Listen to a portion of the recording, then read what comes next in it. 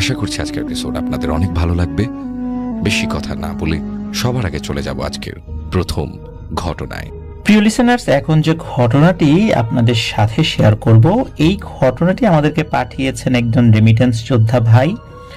উনি বর্তমানে কুয়েতের সালমিয়াতে রয়েছেন। ওনার নাম আশিকুর রহমান সুমন। উনি বাংলাদেশের সিরাজগঞ্জ জেলার উল্লাপাড়া উপজেলার আলীপুর গ্রামের বাসিন্দা। তো চলুন সরাসরি ওনার ঘটনাতে চলে যাই। তো এই ঘটনাটি উনি শুনেছিলেন ওনার চাচাতো ভাইয়ের কাছ থেকে। ওনার চাচাতো ভাইয়ের 4 জন বন্ধু ছিল, রবিন, আলিম, কাউসার এবং সাদ্দাম। তো তারা খুব দুষ্টু ছিল। একদিন ওনাদের স্কুলের মাঠে বসে তারা কথা বলছিল, মানে ওই ওনার চাচাতো ভাইদের যে এলাকা আর কি। তো হঠাৎ করে এই 4 জন যে বন্ধু তার চাচাতো ভাইয়ের, রবিন, আলিম, কাউসার, সাদ্দাম, এর মধ্যে রবিন বলে ওঠে, আচ্ছা আগামীকাল তো অমাবস্যার রাত, তো সবাই মিলে মজা করবি নাকি? তখন সাদ্দাম বলে ওঠে, এই কি মজা করবি বল। তখন রবিন বলে ওঠে, আমাদের পাশের বাসার আক্তার কাকা, ওনার অনেকগুলা মোরগ মুরগি আছে, ওখান থেকে চুরি করে খাবো। আর পাশেই তো শ্মশান, ওখানে ভূত দেখবো। এটা অবশ্য মজা করে বলেছেন। তো 4 বন্ধু বলে আচ্ছা ঠিক আছে। তো এই বলে সবাই সবার বাড়িতে চলে গেল। পরের দিন সন্ধ্যার পর রাত যখন 8টা বাজে, তখন সবাই আবার একসাথে ওই স্কুলের মাঠে আসে। তারপর সবাই আলোচনা করলো কিভাবে এই কাজটি করবে। কাউসার আর সাদ্দাম মিলে করবে মুরগি চুরি, মানে মুরগি চুরি করে এখানে নিয়ে আসবে। রবিন আর আলিম মিলে শুকনো কাঠ জোগাড় করবে। যাই হোক, এরকম পরিকল্পনা, দুজন করে ভাগাভাগি হয়ে গেল। 1 ঘন্টা পর রবিন আর আলিম শুকনো কাঠ নিয়ে আসলো। আর রাত গভীর না হলে তো মুরগি চুরি করা যাবে না, এজন্য ওরা অনেকক্ষণ পর এসেছিল। তো সাদ্দাম আর কাউসার মিলে 3টা মুরগি চুরি করে নিয়ে এসেছিল আর কি। সহি সালামতে চুরি করতে সক্ষম হয়েছেন, ধরা পড়েন নাই আর কি। ধরা পড়লে তো বিপদ ছিল। তো এরপর স্কুল মাঠে ওই মুরগিগুলো জবাই করা হয়। তারপর একটা ব্যাগের মধ্যে নিয়ে ওই পাশে একটা হিন্দু পাড়া ছিল, মানে হিন্দু ধর্মাবলম্বীরা একটা নির্দিষ্ট পাড়ায় থাকতো, ওটা হিন্দু পাড়া বলে। ওই হিন্দু পাড়ার পাশে একটা পাম্প ঘর ছিল, মানে সেচ পাম্প ঘর। তো এটাও আবার রবিনের এক কাকার, যেটা দিয়ে উনি ধান খেতে পানি দিত। তো রবিন তার কাকার কাছ থেকে অনুমতি নিয়ে ওই পাম্প ঘরের চাবি আগে থেকেই নিয়ে রেখেছিল। তো ওই পাম্প ঘরের রুম খুলে সবাই রান্না করতে ব্যস্ত হয়ে যায়, রান্না বাড়া শুরু হয়ে যায়। তো 2 ঘন্টা পর রান্না বাড়া কমপ্লিটও হয়ে যায়। এখন তো খাওয়া দাওয়ার পালা। একটা সমস্যা বেঁধে যায়, সেটা হলো তারা দেখে মনের বলে খাবারের প্লেট নিয়ে আসে নাই, অন্যান্য সব জিনিস নিয়ে আসছে। এখন করবে কি? পাম্প ঘর থেকে তাদের বাসা তো আবার অনেক দূর। তখন আলিম বলে ওঠে, আরে পাশেই তো শ্মশান, ওখানে তো কলা গাছ আছে অনেকগুলো, ওখান থেকে কলার পাতা নিয়ে আসি, সেটাই তো খাওয়া যায়। এখন বাড়িতে যাব প্লেট আনতে, বাড়ির লোকজন এটা দেখে সন্দেহ করবে, কতগুলো কথা বলবে, আবার যদি ফেরত আসতে না দেয় তখন তবে আর এক ঝামেলা। সুতরাং এটাই করি। এতে করে ওই যে তারা মজা করে বলেছিল ভূত দেখবে, বলে যে তখন এখন রাতের বেলা শ্মশানে গেলে আর একটা অনুভূতিও হবে, চল যাই। তখন এই সাদ্দাম বলে, ঠিক আছে আমি নিয়ে আসছি, আমার সাথে কেউ যাবি নাকি? তখন আলিম বলে, আমি যাব। তখন এই 2 জন মিলে কলা পাতা আনতে চায়। এদিকে এই যে পাম্প ঘর, যেটা মানে কল ঘর, এখান থেকে শ্মশানের দূরত্ব মাত্র 3 থেকে 4 মিনিটের পথ। এদিকে প্রায় আধা ঘন্টা হয়ে যায়, ওরা আসে না। এরপর রবিন আর কাউসার মিলে ওই শ্মশানের দিকে এগিয়ে যায়। তো শ্মশানের ভেতর তারা ঢুকে দেখে সাদ্দাম আর আলিম সেন্সলেস হয়ে পড়ে আছে এবং দুজনেই চিতা খোলার উপর শোয়া। তো এইটা দেখে তোরা 2জন খুব ভয় পেয়ে যায়, নিশ্চয়ই এদের সাথে ভৌতিক কিছু ঘটনা ঘটেছে। তো সাদ্দাম আর আলিম এদেরকে এত ডাকাডাকি করে, কিন্তু তারা কোনো সাড়া দেয় না। পরবর্তীতে এই 2জন দুজনের কাঁধে তুলে নিয়ে পাম্প ঘরে নিয়ে আসে। পাম্প ঘর তো খুব বেশি দূরে ছিল না, কিন্তু ওদেরকে আস্তে আস্তে নিয়ে আসতে অনেক সময় লেগে যায়। তো নিয়ে আসার পর রবিন কাউসারকে বলে, পাশেই তো হিমেন সন্ন্যাসীর বাড়ি, তুই থাক, আমি ডেকে নিয়ে আসি। ওই পাশেই তো হিন্দু পাড়া ছিল, ওখানে একজন নাম করা সন্ন্যাসী ছিল, তার নাম হলো হিমেন, সবাই হিমেন সন্ন্যাসী বলতো আর কি, ওই নামে সে পরিচিত। এখন প্রবলেম হলো, কাউসার তো রাজি হয় না, বলে না না আমি এই ঘরে একা একা থাকতে পারবো না, ওরা 2 জন অজ্ঞান হয়ে পড়ে আছে, আমার ভয় লাগতেছে। তখন কি আর করা, 2 জনই যাবে। এখন যাবে, এই 2 জনকে এভাবে রেখে কিভাবে যাবে? ওরা কি করে, পামঘরটা তালা মেরে ওদের ভিতর দুইজনকে রেখে ওরা যায়। তো হিমেন সন্ন্যাসীর বাড়ির দিকে যায়। ওই দিন তো অমাবস্যার রাত ছিল। ওরা ওই হিমেন সন্ন্যাসীর বাড়িতে যাওয়ার পর দেখে হিমেন সন্ন্যাসী ছোট একটা কালী মন্দিরের ভিতরে ধ্যান করছে। অমাবস্যার রাত্রে তো ওরা পূজা অর্চনা করে আর কি। তো তাকে ডাকাডাকি শুরু হয় আর কি। তো বেশ খানিকক্ষণ ডাকাডাকি করার পর হিমেন সন্ন্যাসী বের হওয়ার বলে যে, এই তোমরা এত রাত্রেবেলা কেন আসছো আর ডাকাডাকি করছো কেন? তখন ওরা ওদের পরিচয় দিল, কোথায় বাড়ি টাড়ি সবকিছু দিল। তো হিমেন সন্ন্যাসী ওদেরকে চিনতে পারলো, ওদের বাবা চাচা আত্মীয় স্বজনকে চিনতে পেরেছে আর কি। তখন হিমেন সন্ন্যাসী ভয় পেয়েছিল রাতের বেলা আবার কারা আসলো, আবার কোনো পিশাচ আসলো নাকি মানুষের রূপ ধরে তার ক্ষতি করার জন্য। তো হিমেন সন্ন্যাসীও বুঝতে পারলো যে এরা মানুষ, সমস্যা নাই। এরপরে রবিন সব বিস্তারিত বললো যে কি হয়েছে। সন্ন্যাসী সব শুনে বলল যে, বাপুরে আমি এখন যেতে পারবো না, এমনিতে অমাবস্যা রাত, আমার একটু সমস্যা আছে, যেহেতু বিভিন্ন ধরনের কাজ টাজ করি, এই রাত্রে আমাদের এইভাবে বের হওয়া ঠিক না। এই কথা শোনার পর রবিন আর কাউসার তো সন্ন্যাসীর পা জড়িয়ে ধরে সেই যে কান্না, বলে আমাদেরকে বাঁচান, বন্ধুদেরকে বাঁচান। তখন সন্ন্যাসীর মনটা একটু নরম হয়, বলে আচ্ছা ঠিক আছে, চলো যাই দেখি কি করা যায়। তো পায়ে হেঁটে 5 থেকে 7 মিনিট যাওয়ার পর তারা পাম্প ঘরে এসে পৌঁছায়। এখন সন্ন্যাসীকে তো তারা শ্মশানে নিয়ে যাবে না, পাম্প ঘরে নিয়ে আসবে ওই দুজনের কি হয়েছে এটা দেখার জন্য, সুস্থ করার জন্য। কিন্তু ওখানে এসে পাম্প ঘর তালাটা খুলে সবাই অবাক হয়ে যায়, দেখে যে ওই পাম্প ঘরে ওরা দুজন নাই। কোথায় গেল? দরজা তালা মারা, যাওয়ার তো কোনো উপায় ছিল না। হাড়ি পাতিল সব এলোমেলো, আর পাতিলে ভাত আছে কিন্তু মুরগির মাংস নাই। এখন ওগুলো না হয় গেল, কিন্তু সাদ্দাম আর আলিম কোথায় গেল? রবিন তো কাউসারকে গালিগালাজ করছে যে তুই যদি এখানে থাকতি তখন এই ঘটনা ঘটতো না। তখন সন্ন্যাসী বলে, ওটা ঝগড়াঝাটি বন্ধ করো, তাড়াতাড়ি শ্মশানের দিকে চলো। তো ওরা দ্রুত শ্মশানের দিকে যায়। শ্মশানের দিকে যাওয়ার পর তারা দেখতে পায় যে আগের মতোই এই দুইজন ওই চিতার উপরে শুয়ে আছে। মোবাইলের ফ্ল্যাশ লাইট মুখে মারতেই দেখা গেল যে আলিমের মুখ দিয়ে রক্ত পড়ছে। এসব দেখে সন্ন্যাসী বলল, তোমরা আমার পাশে এসে দাঁড়াও। এরপর উনি কিছু মন্ত্রতন্ত্র পড়ে কাউসার আর রবিনের দুজনের বুকে ফু দিল। মনে হলো তাদের শরীর বন্ধ করেছে, এটাই তাদের কাছে মনে হয়েছে। এখানে বলে রাখা ভালো যে 2 দিন আগে একজন মারা গিয়েছিল, একজন হিন্দু ব্যক্তি, তাকে এই শ্মশানে দাহ করা হয়েছিল। পাশে কিছু ছাই পড়েছিল, ওই ছাই তুলে তান্ত্রিক তন্ত্রমন্ত্র পড়ে ফু দিল সাদ্দাম আর আলিমের উপরে, ওরা যে চিতার উপর শুয়ে আছে। হঠাৎ করেই আলিম 30 সেকেন্ডের মধ্যে উঠে দাঁড়িয়ে পড়ল এবং তান্ত্রিককে বলে ওঠে, তান্ত্রিক ওদেরকে বলে, বিশেষ করে আলিমকে বলে, এই তুই এই ছেলেটার উপর ভর করছিস কেন? কে তুই? কি করছে ওরা? তখন ওই আলিম বলে ওঠে, আমি সন্তোষ, ওরা আমার কলসির ভেতরে পয়সা ছিল সেটা নিয়েছে, কলসিটা পা দিয়ে লাথি মেরে ভেঙে ফেলেছে। আমার কথা বিশ্বাস না হলে দেখ, ওর পকেটের ভিতরে পয়সা আছে। এই কথা যখন বলছিল তখন আলিমের চোখ দিয়ে মনে হচ্ছে আগুন বের হচ্ছে, এমন লাল টকটকে হয়েছিল। তখন তান্ত্রিক বলে ওঠে, ওদের ছেড়ে চলে যা বাবু, যদি না যেতে চাস তাহলে কিন্তু তোকে এখনই বোতলবন্দি করে ফেলবো, আর তোর পয়সা তোকে দিয়ে দিচ্ছি, তুই চলে যা, ভাগ এখান থেকে। ওদেরকে ছেড়ে দেওয়া, ছোট মানুষ বুঝতে পারে নাই। এভাবে কথোপকথন চলছে। হঠাৎ করে আলিমের ভেতরে থাকা ওই সন্তোষ তান্ত্রিককে মারতে আসে হুট করেই। আর আচমকা এই জিনিসটা হয়েছে, তান্ত্রিক মুহূর্তে নিজেকে সামলিয়ে নিয়েছে এবং তান্ত্রিকের হাতে থাকা একটা মানুষের মাথার খুলি, যেটা থলের ভিতরে ছিল, সে ওই বের করে রেখেছিল, ওইটা বের করে কিছু মন্ত্র পড়েছিল। হাতে রাখা অবস্থায় আরো মন্ত্র পড়েছিল, প্রথমে বের করেছে, তারপর মন্ত্র পড়েছে, এরপর আবার হাতে রাখা অবস্থায় কিছু মন্ত্র পড়েছিল। ওই মন্ত্রটা কি দিয়ে কি পড়েছে, ভিন্ন শব্দ টব্দ, এরা ওটা বুঝতে পারে নাই। তো মন্ত্র পড়ার সাথে সাথে হঠাৎ করে আলিমের ভেতরে থাকা এই সন্তোষ চিৎকার করে ওঠে এবং চিৎকার করে উঠে ওর ভিতর থেকে ওটা চলে যায়। মনে হলো একটা কালো ছায়ার মতো কিছু একটা বের হয়ে গেল ভিতর থেকে, আর তখন আলিম নিচে পড়ে যায়। তান্ত্রিক সাথে সাথে বলল, নদীর ভেতর থেকে পানি নিয়ে আসো দ্রুত। পাশে একটা নদী ছিল আর কি। তো রবিন পাশের একটা নদী, ওইখানে ছোট একটা কলসির মতো ছিল আর কি। ওই এসে তো শ্মশানে অনেক কিছু পড়ে থাকে, কলস টলস পোড়ানোর সময় কাঁধে করে ওই পানি নিয়ে মানুষ ঘোরে, তো অনেক সময় কলসি ফেটে যায়, কিছু অংশ ভালো থাকে। তো ওই কলস একটা নিয়ে ওর ভিতর থেকে কিছু পানি নিয়ে আসে, টানার পর তান্ত্রিকের হাতে দেয়। তান্ত্রিক কিছু মন্ত্র পড়ে আলিম এবং সাদ্দামের মুখে ছিটিয়ে দিল। এর কিছুক্ষণ পর দুজনই ওদের সেন্স ফেরত পায়।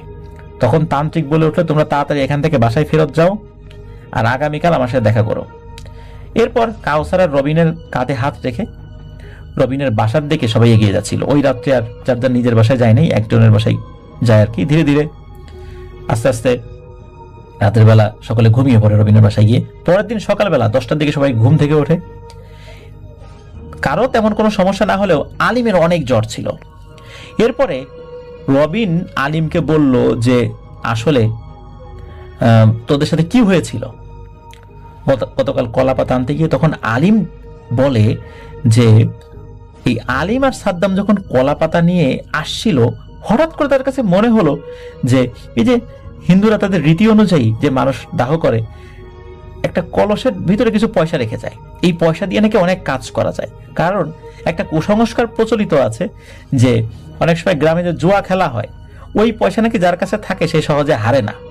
এই কারণে তাদের মনে হয় যে আচ্ছা এই পয়সা নিয়ে গেলে তো ওদের কপাল খুলে যাবে, জুয়া খেলায় অনেক টাকা জিতবে, বড় লোক হয়ে যাবে, তার তো কোনো টাকার অভাব হবে না, মেলায় গিয়ে জুয়া খেলবে আর প্রচুর টাকা ইনকাম করবে, এই ধান্দা তাদের মাথায় কাজ করে।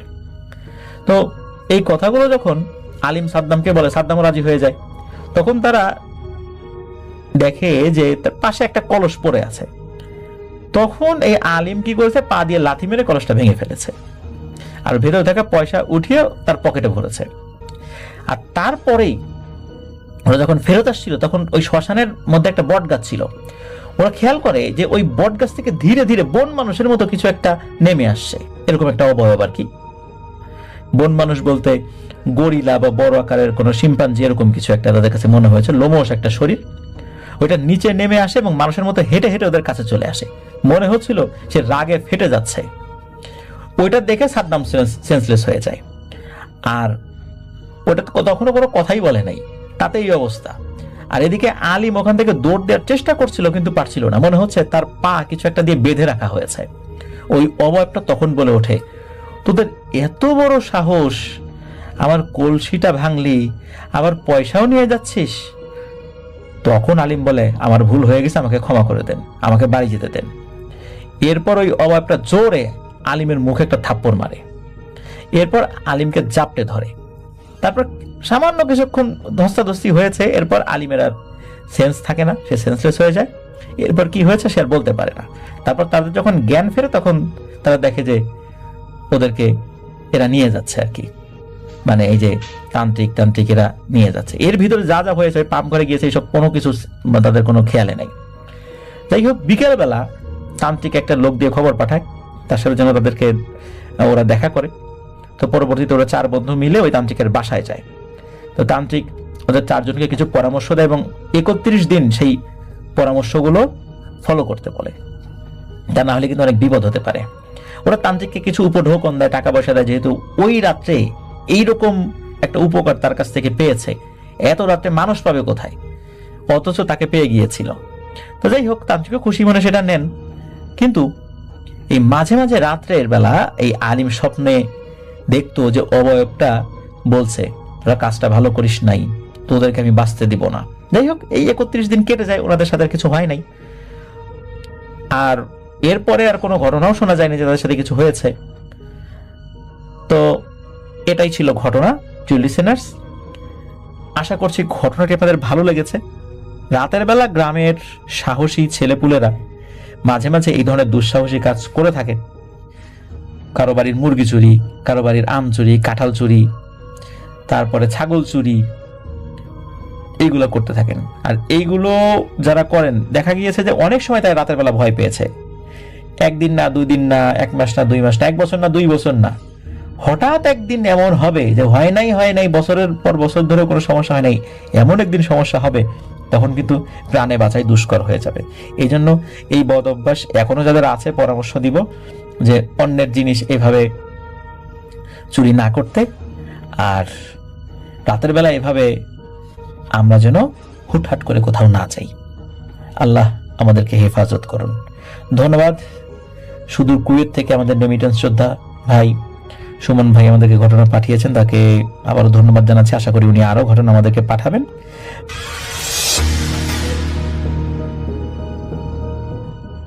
আসসালামু আলাইকুম লিসনার্স, রিয়াদ ফেরদৌস বলছি। আশা করি সবাই ভালো আছেন, সুস্থ আছেন। আজকে আমি যে ঘটনাটি শেয়ার করব, ঘটনাটি আমাকে দিয়েছেন অনেক ভাই। উনি নরসিংদী জেলার মাতবুদি থেকে ঘটনাটি আমাকে শেয়ার করেছেন। তো ঘটনাটি বলার আগে কয়েকটা কথা আসলে বলে নেওয়া ভালো। মানুষ আসলে অনেক সময় কৌতূহলবশত অনেক ধরনের বাজে কাজ করে থাকে, যেমন জাদু টোনা করা, বান মারা, তাবিজ কবজ করা বা কাউকে এটা শেখানো। কিন্তু তা করতে গিয়ে নিজের বা নিজের পরিবারের উপরে যে মাঝে মাঝে খুব ভয়ঙ্কর কালো ছায়ার প্রভাব পড়তে পারে, সে সম্পর্কে আসলে অনেকেই অবগত থাকেন না। আজকে যে ঘটনাটি শেয়ার করেছেন অনেক ভাই, ঘটনাটি ওনার চাচাতো ভাই কবিরের সাথে ঘটে যাওয়া একটি ঘটনা। ওনার চাচাতো ভাই কবির এবং ওনার বয়স প্রায় সমসাময়িকই ছিল। তো সরাসরি ঘটনায় চলে যাচ্ছি।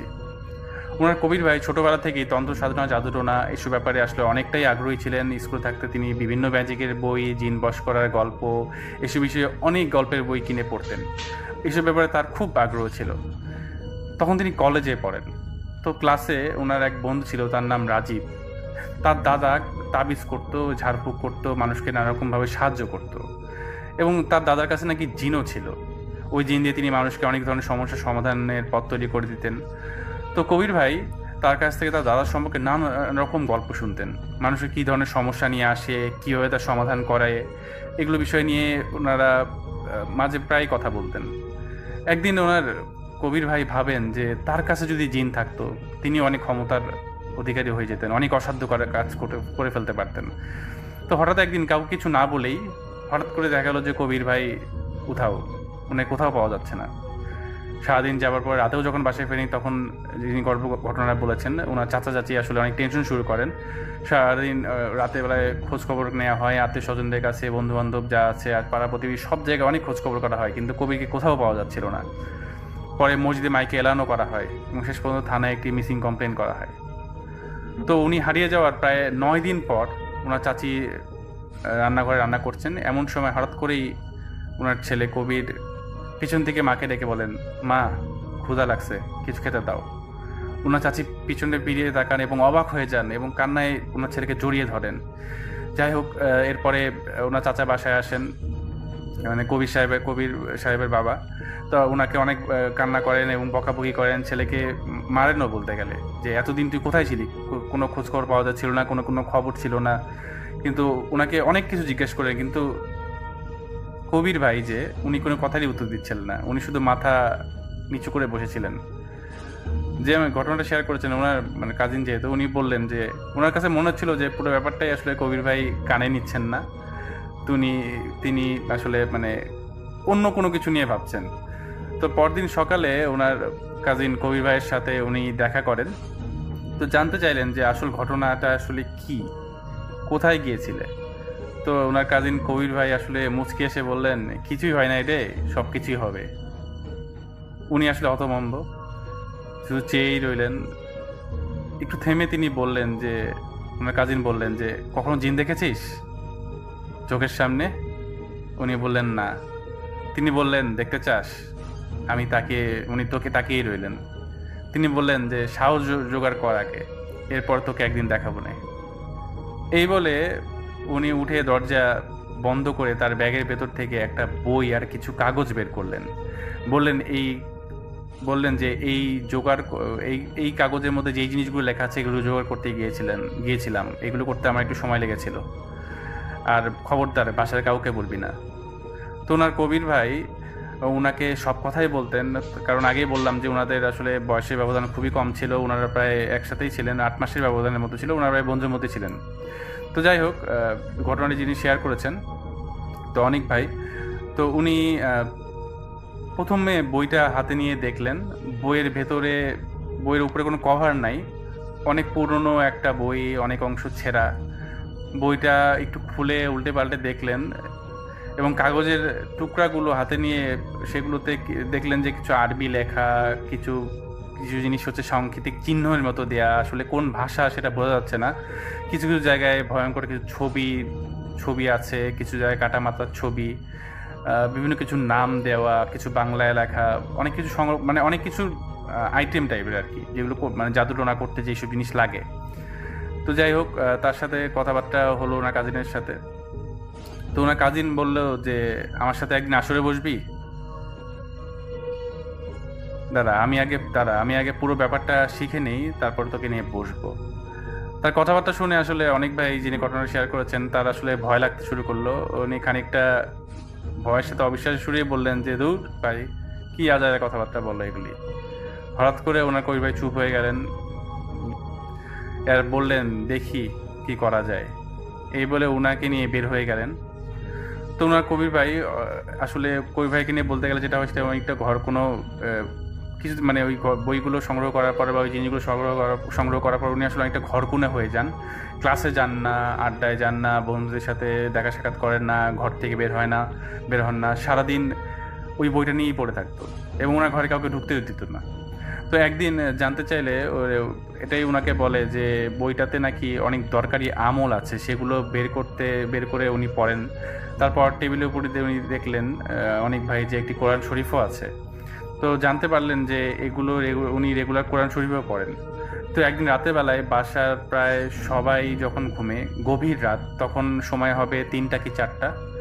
তো কবির সাহেব অজু করে পরিষ্কার ভালো একটা সাদা কাপড় পরে বের হয়ে যান, কাঁধে তার ওই সেই ব্যাগ, যে ব্যাগের মধ্যে বই এবং হাতে কোরআন শরীফ, এবং উনি বাসা থেকে বের হয়ে যান। ওই ওনাদের বাসার একটু সামনেই একটা মাঠ ছিল। তো ওনার কাজিন কবির সাহেব সেই মাঠের চলে যান। মাঠ তখন সময় যেহেতু রাত 3টা, আমি বলছি, আমাবস্যা ছিল, চারিদিকে একদম অন্ধকার, বাতাস টাতাস নেই, একদম গুমট টাইপের একটা অবস্থা এমনিতেই ছিল। তো উনি যেটা করেন সেটা হচ্ছে ওনার বাসার সামনে যেহেতু মাঠটা যেটা ছিল, মাঠের একদম মাঝখানে যান, সেখানে গোলাকার একটি দাগ কাটেন, সেই দাগের চারিপাশে উনি মোমবাতি জ্বালান এবং ঠিক মাঝখানে উনি বসেন। উনি কোরআন শরীফের সূরা জিন তেলাওয়াত শুরু করেন। এবং এর আগে অনেক ধরনের আমল উনি করেছিলেন, যেটা আসলে অনেক ভাই আমাকে শেয়ার করেনি, বলছে আমাকে জাস্ট এটাই বলেছে যে উনি অনেক ধরনের আমল করে তারপর ওখানে গিয়েছিলেন। তো যাই হোক, উনি সূরা জিন তেলাওয়াত করা শুরু করলেন।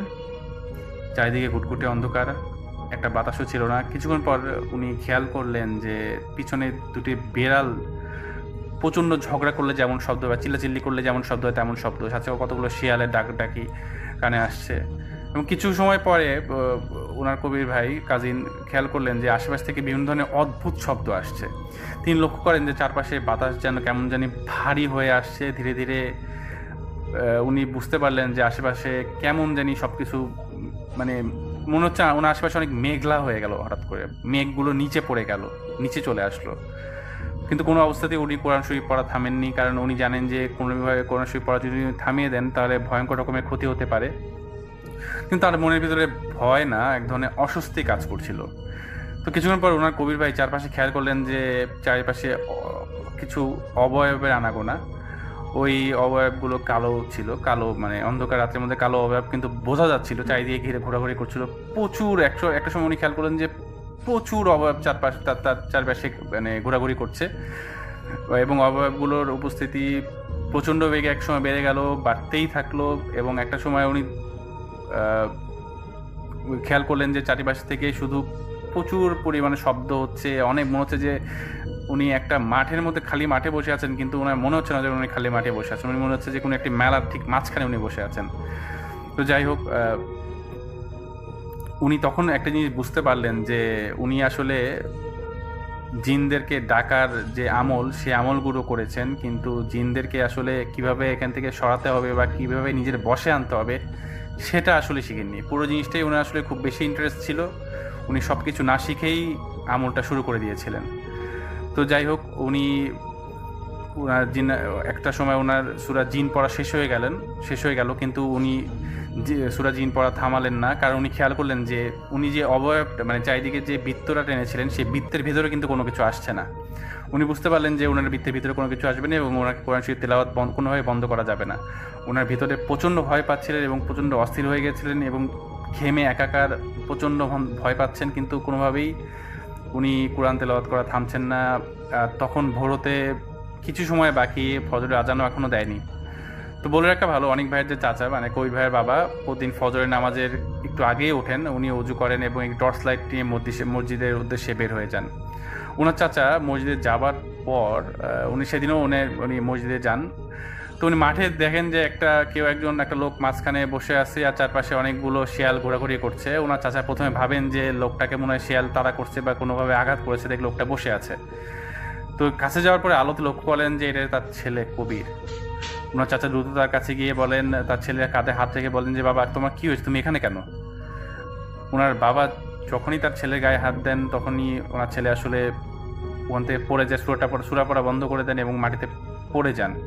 ওনার কোনো সেন্স ছিল না সেদিন সকালে, সেদিন আর ওনার উনি সেন্সলেস হয়ে গেলেন আর ওনার জ্ঞান ফেরেনি। ওনার জ্ঞান ফেরে সেদিন হচ্ছে দুপুরবেলায়। তো যাই হোক, দুপুরবেলার পরে ওনার জ্ঞান ফেরার পরে ওনার বাবা ওনাকে জিজ্ঞেস করেন যে তুই কি করছিলি। ওনাকে সেদিনকে প্রচণ্ড বকাবকি করেন, কারণ এর আগেবার উনি হারিয়ে গিয়েছিলেন, এবার খারাপ কিছু করার চেষ্টা করছিলেন, এটা ওনার বাবা বুঝতে পারেছিলেন। তো এক সময় ওনার বাবাকে উনি সব কিছু খুলে বলেন। তো যাই হোক, এরপরের সেদিনকার সন্ধ্যাবেলা থেকে ঘটনা শুরু হয় তাদের পরিবারের সাথে, ভয়ঙ্কর সব কাণ্ড শুরু হয়। তো ওনার কবির ভাইদের বাসা ছিল দোতলা, অনেকটা দোতলা ডুপ্লেক্স টাইপের বাড়িতে কোনো ভাড়াটিয়া ছিল না, তারাই থাকতো। তো পুরো বাসায় ওনারা খেয়াল করলেন যে সেদিন রাত থেকে যে হঠাৎ করে গ্লাস সরে যাচ্ছে, রান্নাঘরের মধ্যে কোনো কিছু পড়ছে। ওনাদের বাসায় অ্যাকুরিয়াম ছিল, অ্যাকুরিয়ামে একটা মাছও নাই। বাসায় ওনারা একটা বিড়াল পালতো, সেই বিড়ালটা কেমন যেন আতঙ্কের মতো করতেছে, ভয় পাচ্ছে, এদিক সেদিক লাফলাফি করছে। এবং বাসার ছাদের যে গেটটা ছিল ওনারা বুঝতে পারছেন যে গেটটা কেউ খুলছে, কেউ লাগাচ্ছে। বাসার মধ্যে বিভিন্ন ধরনের গায়েবী ব্যাপার স্যাপার হচ্ছে, আজব ব্যাপার স্যাপার, যেটা আসলে সম্ভব না। এবং আরেকটা সবচেয়ে নোংরা যে জিনিসটা হয়েছিল সেটা হচ্ছে ওনারা রান্নাঘরে ওনারা খেয়াল করছেন যে কিছুক্ষণ পরপরই একটা পচা মাংসের স্তূপ হয়ে আছে। ওনার কাজের মানুষ সেটা পরিষ্কার করছে, আবার দেখছেন যে পচা মাংসের স্তূপ। বাড়িতে লাইট কয়েকটা নষ্ট হয়ে গেল, কিছু লাইট জ্বলছে। সব মিলায় বাসার অবস্থা এক প্রচণ্ড রকম খারাপ। এর মধ্যে ওনার কবির ভাই যে তার ভীষণ রকমের জ্বর চলে আসে, জ্বরের কারণে কাঁপতে কাঁপতে ওনার বাবাকে বলেন যে বাবা, ওরা মনে হয় আমাকে চায়, তোমরা সবাই বড় চাচার বাসায় যাও, আমি দেখি ওরা কি বলে। তখন কবির ভাই চাচা ওনাকে বলেন যে এই অবস্থায় ওনার বাবা আসলে খুব অসুস্থ হয়ে পড়েন ছেলের এই অবস্থা দেখে, এবং উনি কাঁদো কথায় ভয়ে যে বলেন যে এই অবস্থায় আমি তো তোকে ফেলে যাব না। তো যাই হোক, তার চাচা তখন ভাবেন যে মসজিদের যে ইমাম সাহেব আছে তার কাছে যাবেন। তো ওনার চাচা, ওনাদের বাসাটা যেহেতু বললাম যে দোতলা বাসা ছিল এবং বাসার আশেপাশে কিন্তু খালি ছিল, তো ওনার চাচা মসজিদের ইমামকে আনতে বাইরে যাবেন, দরজা খুলেই দেখেন যে ওনার বাসার ঠিক সামনে অনেকগুলো ছোট ছোট ঘর, একটা মুরগির খোপগুলো যেমন হয় অনেক এরকম ঘর, প্রায় 18-20টার মতো চারিদিকে ছোট ছোট ঘর। উনি খুব অবাক হয়ে গেলেন যে এত ঘর হঠাৎ করে কোথায় আসলো, উনি কোনোভাবে ভেবে পাচ্ছিলেন না। তো উনি একটা সময় দৌড়াদৌড় পড়া শুরু করলেন এবং ওনার হাতে টর্চ লাইট নিলেন এবং রাত্রেবেলায় উনি ইমাম সাহেবের কাছে যান এবং ইমাম সাহেবের কাছে পুরো ঘটনাটি খুলে বলেন, যেটি তার ছেলে তার সাথে শেয়ার করেছে। তো ইমাম সাহেব বলেন যে আপনার ছেলে যে কাজটা করেছে খুব বিপজ্জনক একটি কাজ করেছে, যার পরিণতি কখনোই আসলে ভালো হবে না, আর এর একটা চরম মূল্য দিতে হবে। এরপরে আসলে ইমাম সাহেব ওনাকে সাজেস্ট করেন যেটা হচ্ছে এই বাসা থেকে আপনারা যত তাড়াতাড়ি সম্ভব চলে যান, এবং ইমাম সাহেব কিছু তাবিজ দেন এবং বলেন যে আপনাদের বাসায় প্রত্যেকটা সদস্য এই তাবিজগুলো পড়বেন এবং আপনাদের ঘরে আপাতত এই পানিটা ছেটান, যেহেতু রাত্রেবেলায় হঠাৎ করে তো আসলে বাসা চেঞ্জ করা সম্ভব না, কিন্তু আপনারা যত দ্রুত সম্ভব বাসা থেকে চলে যান এবং আপনার ছেলেকে এই তাবিজটা পরিয়ে রাখেন। এই তাবিজটা যতক্ষণ থাকবে তার কোনো সমস্যা হবে না। তো অনেক ভাই আমাকে এই পর্যন্তই ঘটনাটি শেয়ার করেছেন। উনি বলেছেন যে পরবর্তীতে কী আসলে ঘটেছে এটা উনি হয়তো সামনে আমাদের সাথে শেয়ার করবেন। তো ধন্যবাদ, এটাই ছিল আজকের প্রথম ঘটনা।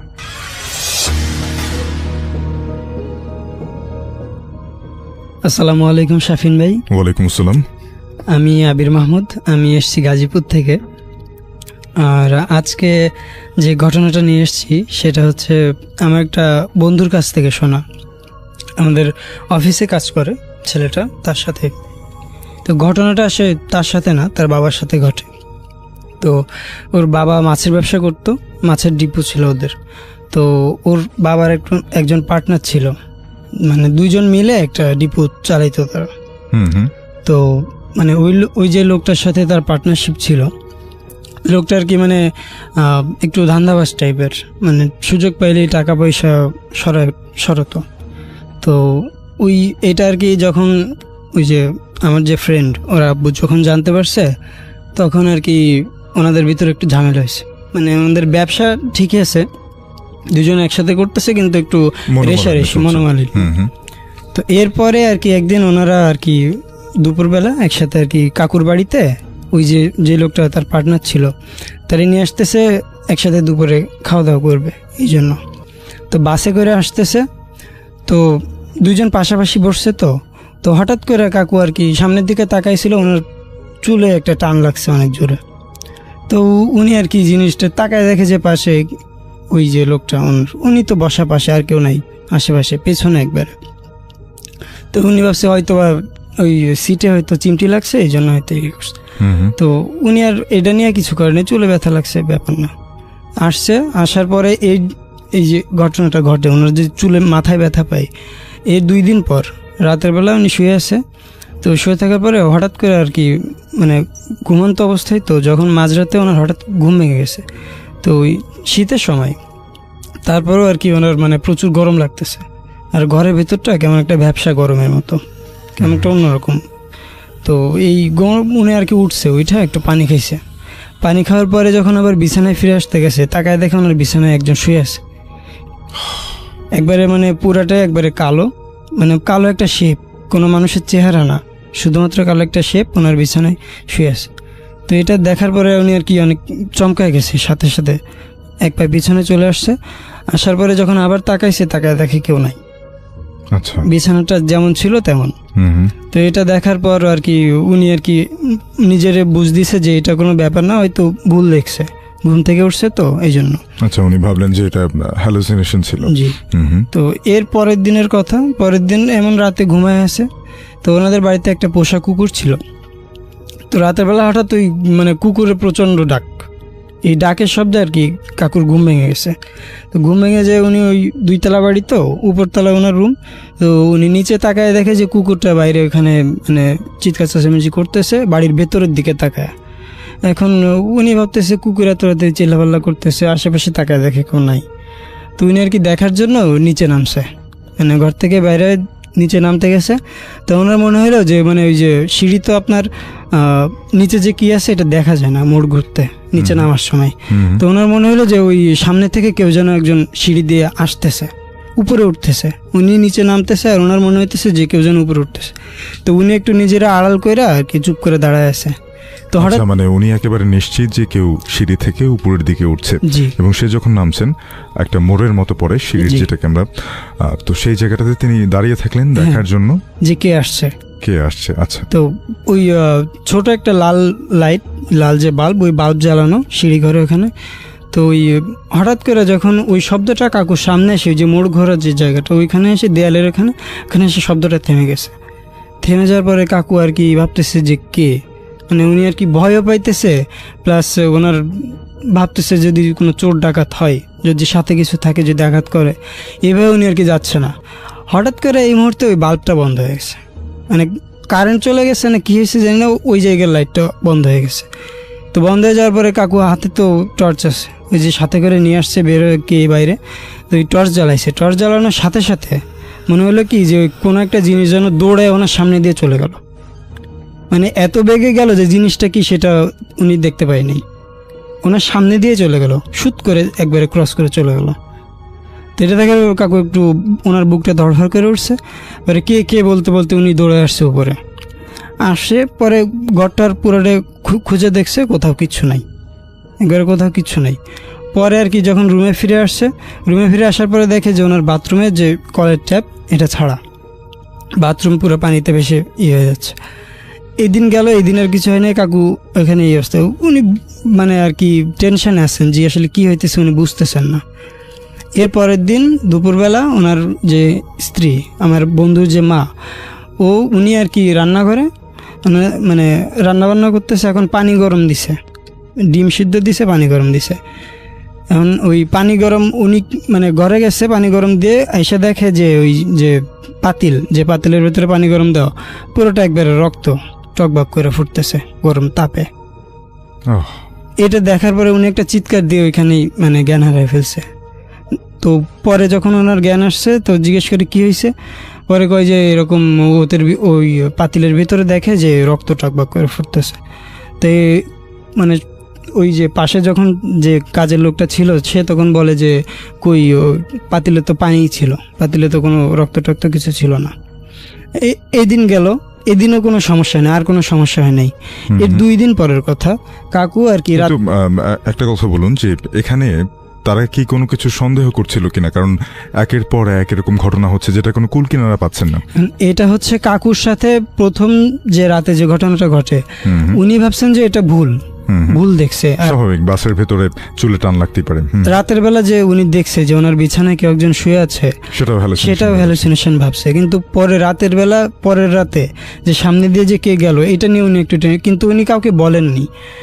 আর ওনার মায়ের সাথে এই ঘটনা ঘটার পরে কাকু একটু টেনশনে আর বেশি ছিলেন যে কি ব্যাপার, এরকম কেন। তো 2 দিন পরে রাতের বেলা কাকু আর কি ডিপো বন্ধ করে বাড়ি ফিরতেছে।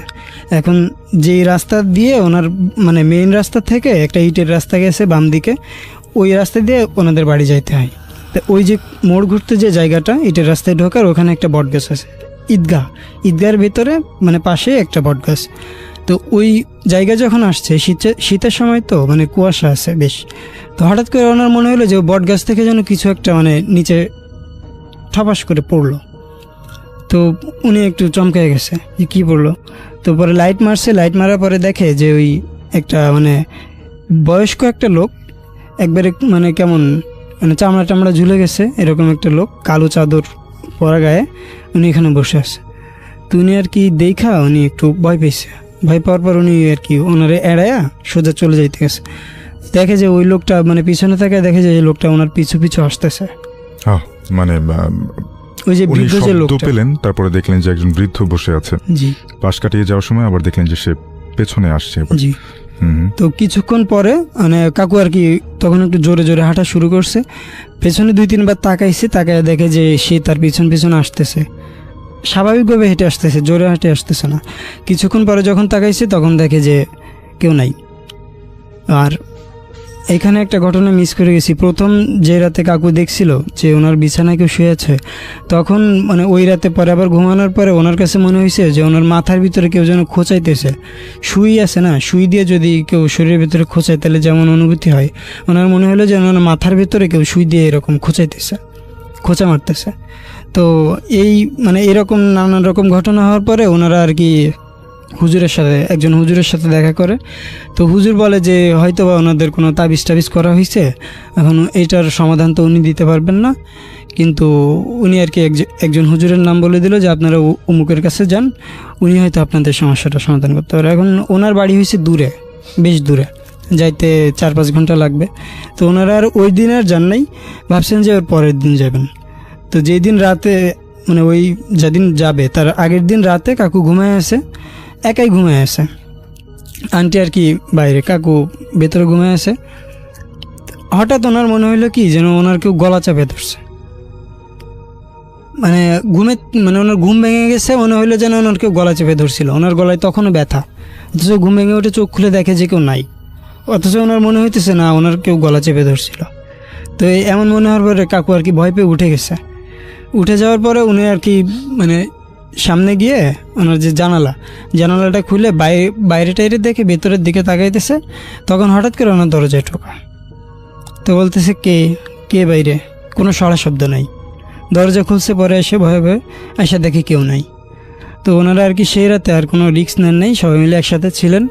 আর পরের দিন হুজুরের কাছে যান, সেই হুজুরের কাছে। তো হুজুর বলে যে ওনাদের হয়তো এমন কোনো একটা মানে খারাপ কিছুর পড়ছে যে মানে ওনাদের তেমন কোনো ক্ষতি করতেছে না, কিন্তু ভয় দেখায় হয়তো বা তাদের খারাপ কিছু করার চিন্তা ভাবনা, প্রচন্ড রকমের ভয় দেখায়। হ্যাঁ, প্রচন্ড রকমের ভয়। তো ওই হুজুর পরে আর কি ওনাদের বাড়ি আসেন, এবং বাড়ি আসার পরে ওনার সব কিছু খুঁজে টুজে যখন কিছু পায় না, তখন জিজ্ঞেস করে যে আপনাদের কোনো জিনিসপত্র, ব্যবহারের জিনিসপত্র কাউরে কোনো সময় দিছে নাকি। তো তখন কাকুর ওই যে মাথায় যে টান পড়া ব্যাপারটা, আর ওই যে ব্যবসায়ী যে পার্টনার, ওনার কথাটা মনে পড়ে। তো তখন উনি আর কি হুজুরকে বলে যে এরকম ব্যাপার, আমার মাথায় একটা টান, মনে চুল মানে অলরাইট, মানে ওই যে প্রথম যে ঘটনাটা তার সাথে বাসে হয় যে তার মাথায় একটা টান লাগে, জি। চুলে একটা টান লাগে, তখন সে আসলে বুঝতে পারেনি যে তার চুল কেউ ছেড়ে নিয়ে গেছে। হুম হুম। তো হুজুর তখন আর কি বুঝতে পারে বিষয়টা, যে হয়তোবা তার, কারণ এগুলো নিয়ে সাধারণত আপনার কালো জাদু বা তাবিজ কবজ এগুলো করা হয়। তো এরপরে আর কি ওনারা ওই যে যে পার্টনার যারা ছিল, এই ফ্যামিলিগত আর কি একটু সমস্যা হয়, মানে রাগারাগি করে, ঝগড়াঝাটি হয়। পরে আর কি ওরা স্বীকার করে, চাপের মুখে স্বীকার করে যে হ্যাঁ তাবিজ করছিল। তো পরে আর কি তাবিজ নষ্ট করে দেওয়া হয়, আর ওনাদেরও কোনো সমস্যা হয়নি। এটাই ছিল ঘটনা।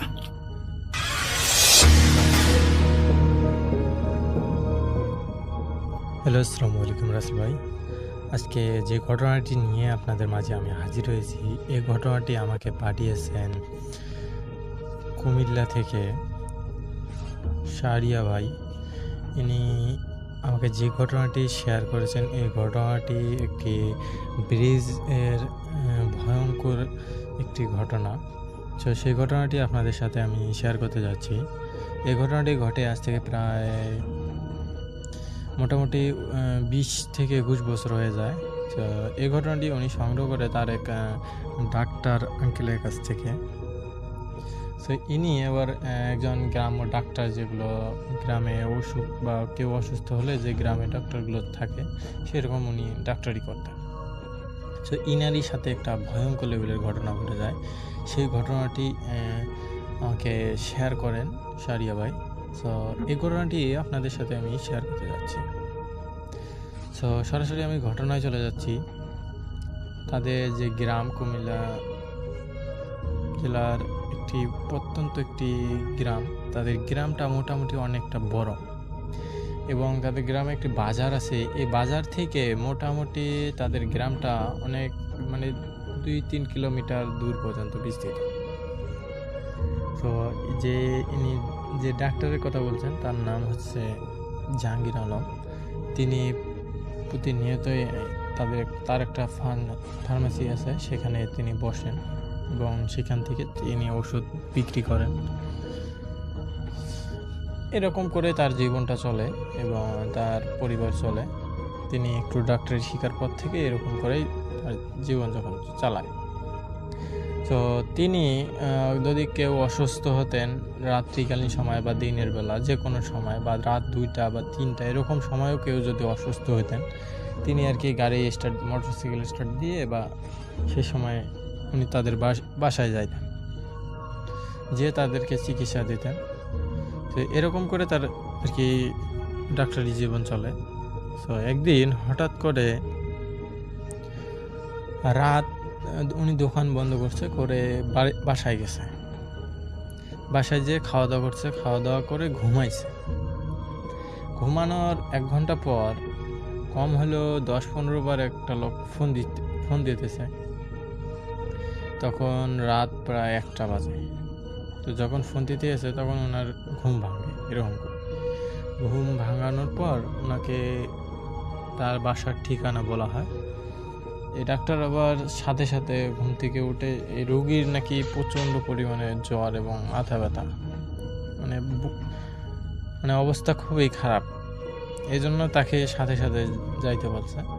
তো ইনি আবার সাথে সাথে ঘুম থেকে উঠে কোনো রকম চোখে পানি দিয়ে উনি গাড়ি স্টার্ট দিয়ে তার ব্যাগ নিয়ে চলে গেছে। তো ওনার বাসা থেকে ওই যে রোগী, তার বাসা যাইতে মোটামুটি 10-15 মিনিট লাগবে এবং একটি বড় ব্রিজ পার হওয়া লাগবে। তো তিনি যাওয়ার সময় মোটামুটি একটু বাজার থেকে লোক যাওয়া আসা করতো 1টার দিকে। তো যখন উনি যাওয়ার পর দেখে যে রোগীর অবস্থা খুবই খারাপ, তাকে চিকিৎসা দেওয়া হয় এবং সেই চিকিৎসা অনুযায়ী সেই রোগীকে একটু সুস্থ হয়। উনি ওইখানে বসে থেকে একটু সুস্থ হওয়ার পর উনি চলে আসে। তো যখন সুস্থ হওয়ার পর চলে আসে, তখন আসতেছে, যখন যায়, যে ব্রিজটা ছিল একটু মোটামুটি, এই ব্রিজটা কিন্তু বড়, এই ব্রিজটা পার হইতে মোটামুটি 2 মিনিট লাগে। এই ব্রিজের কাছাকাছি যখন আসছে তখন ইনি যেটা দেখতে পায় যে হঠাৎ করে তার মোটর সাইকেলের যে মোটর সাইকেলটা ওনার ছিল, সেই গাড়িটা হঠাৎ করে বন্ধ হয়ে যায়। সো বন্ধ হওয়ার পর উনি ব্রিজের নিচ থেকে কিছু আওয়াজ শোনা যাচ্ছে, কান্নার আওয়াজ, মানে অদ্ভুত ধরনের কান্নার আওয়াজ, মানে মানুষ হয়তো কান্না করতেছে এরকম একটা শোনা যাচ্ছে, উনি এরকম অনুভূতি পাচ্ছে। তো যখন দেখতেছে যে এরকম করে মানুষ কেউ এখানে কান্না করতেছে, ইনি এবার কি করছে, ব্রিজের উপরে গাড়িটা রেখে তার ফোন যে ছিল, ফোনের টর্চ লাইটটা জ্বালাইছে। জ্বালানোর পর ইনি এই ব্রিজের দিকে যাচ্ছে, ইনি একটু সাহসী লোক, তিনি ব্রিজের দিকে যাচ্ছে। তো যখন ব্রিজের দিকে যাচ্ছে, ব্রিজের দিকে যেতে যেতে উনি যেটা দেখতে পায় যে পাশে ব্রিজের নিচের দিকে দেখতেছে যে কেউ নাই, আর অথচ কান্নার আওয়াজ আসতেছে, এবং ব্রিজের নিচটা তখন পানিতে শুকিয়ে গেছে, পানি নাই। এ সময় এরকম করে একটা কান্নার আওয়াজ ভেসে আসতেছে। তো উনি আবার কী করেছে, যেহেতু পানি নেই, উনি আবার ওই রাস্তা বেয়ে যেয়ে উনি ব্রিজের নিচের দিকে গেছে। হালকা পানি স্রোত যাচ্ছে আর কোনো পানি নেই।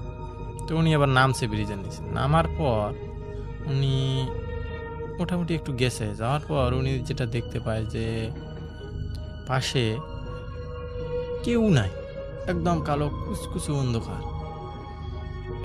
মাঝখানে ওনার নজরটা চলে যায় মাঝখানের দিকে, দেখতে পায় যে একটা সাদা কাপড় পরিধান একটা লোক, মানে মহিলা লোকের মতো বসে আছে। তো তখন উনি নিচে নামছে, তখন কান্নার আওয়াজটা কিন্তু একদম বন্ধ হয়ে গেছে।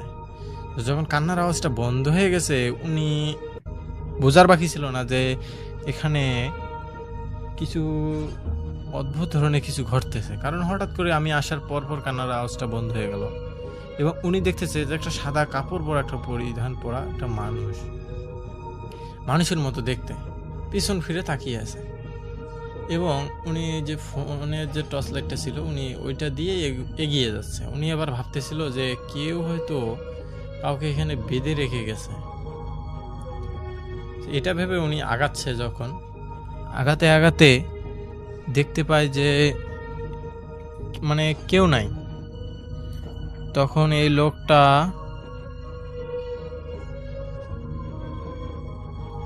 যখন উনি ওই মহিলার কাছাকাছি চলে গেছে, ওই টর্চ লাইটটা নিয়ে, ফোনের লাইট নিয়ে কাছাকাছি যাওয়ার পর তিনি মহিলাটাকে একদম পায়ের দিকে দেখতেছে যে মহিলাটার পা মাটিতে নাই। এটা দেখার পর উনার ভয়ে অবস্থা একদম খারাপ, মানে উনি ভাবতেও পারে নাই যে এতটা পরিমাণের ভয়ঙ্কর লেভেলের একটা কোনো কিছু হতে পারে। মানে একটা মহিলা এখানে আসে কিন্তু ওনার কোনো পা মাটিতে নাই কেন, এটা ওনার ভাবতেছে উনি।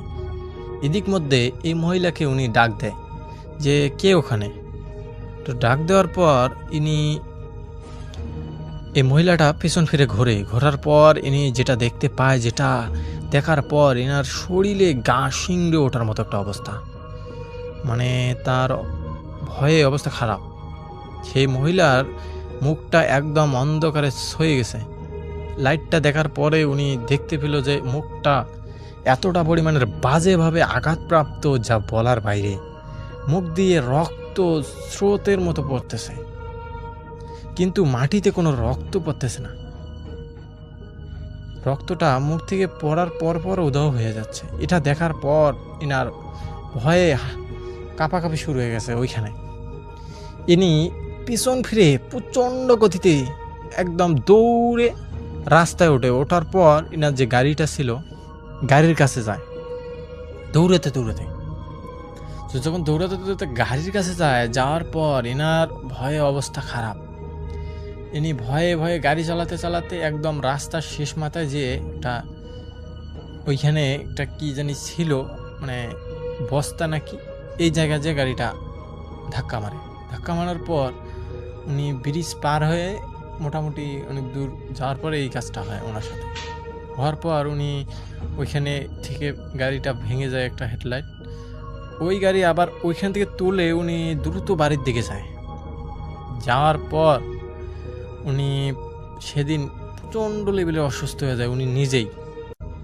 এত ভয় পাওয়ার পর উনি আবার ওষুধ খেয়ে ঘুমাইছে, যে ভয় পাইছে হয়তো জ্বর আসতেই পারে, স্বাভাবিক ব্যাপার।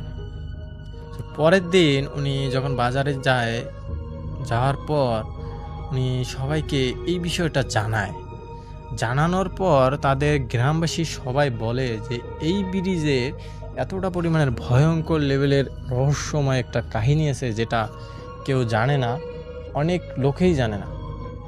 তো এই কথাগুলো শোনার পর তার অবস্থা আরও খারাপ।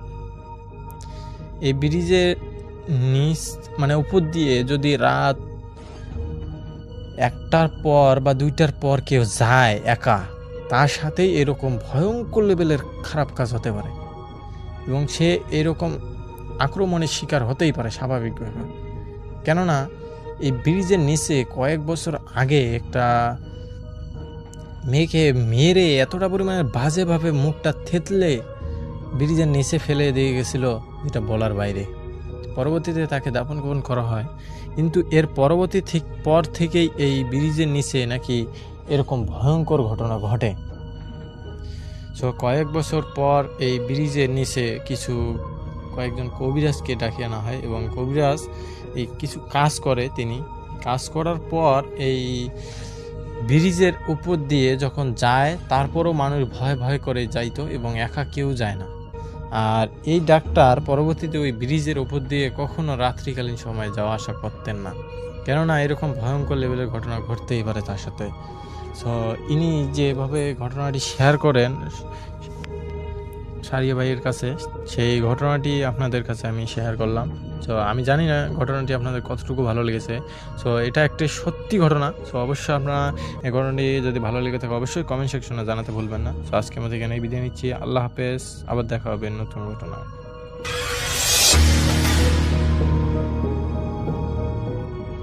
আর এই ঘটনাটি আমাদের কাছে শেয়ার করেছেন নওশিন ফারিয়া, কানাডা থেকে। নওশিন অতীতে আমাদের সাথে কাহিনী শেয়ার করেছিলেন, তিনি তখন বাংলাদেশে ছিলেন, তো এর মাঝে তিনি কানাডায় চলে যান এবং বেশ অনেক দিন তিনি কোনো কাহিনী পাঠাতে পারেননি। তিনি লিখেছেন, তিনি শুনতেন, মাঝে মাঝেই অদ্ভুতুরে শুনতেন, আর তার ইচ্ছা করতো কোনো কাহিনী কালেক্ট করে পাঠাতে, কারণ তার খুব প্রিয় অদ্ভুতুরে। তো ফাইনালি তিনি একটা কাহিনী কালেক্ট করেছেন এবং তিনি সেটি সেন্ড করেছেন আমার কাছে। আমাকে অনুরোধ করেছেন আমি যেন আমার মতো করে ঘটনাটা আপনাদের কাছে প্রেজেন্ট করি। আমি চলে যাব নওশিনের পাঠানো ঘটনায়। নওশিন যেখানটায় কাজ করে সেটা শহর থেকে একটু দূরে। সে সেখানে প্রসেস ইঞ্জিনিয়ার হিসেবে কাজ করে একটা অফিসে, এবং শহর থেকে দূরে হওয়ায় জায়গাটার আশেপাশে বেশ সুন্দর ন্যাচারাল ভিউজ আছে, জানালা দিয়ে দেখা যায়। বিশেষ করে উইন্টারে বেশ বিষাদ করা ভিউ মনে হয়। সে লিখেছে জানালার পাশে তার ডেস্ক হাওয়াতে এসে বসে যখন তাকায় বাইরে তুষার পড়লে বা বরফ পড়লে চারিদিক তুষারে ছেয়ে যায়, আর কেমন যেন একটা বিষণ্ণতা ভর করে চারপাশে। গাছগুলো মরা, সেখানে পাতা নেই, অন্যরকম লাগে। তো যাই হোক, এরকমই একটা উইন্টারের দিনে নওশিন অফিসে গিয়েছে কাজ করতে, কফি হাতে বসেছে। তো দেখলো যে ওই দিন হাতে তেমন কাজ নাই। তো তার কলিগ কথা বলছিল তার সাথে, বিভিন্ন বিষয় নিয়ে গল্প করছিল। তো এর মাঝে তাদের আরেক কলিগের একটা ব্যাপার নিয়ে কথা হয় এবং সেখানে সে বলে যে তাকে বোবায় ধরে মাঝে মাঝে। তো বোবায় ধরছিল এবং বোবায় ধরার জন্য সে অফিসে আসতে পারেনি ওই দিন, খুব খারাপ অবস্থা ছিল।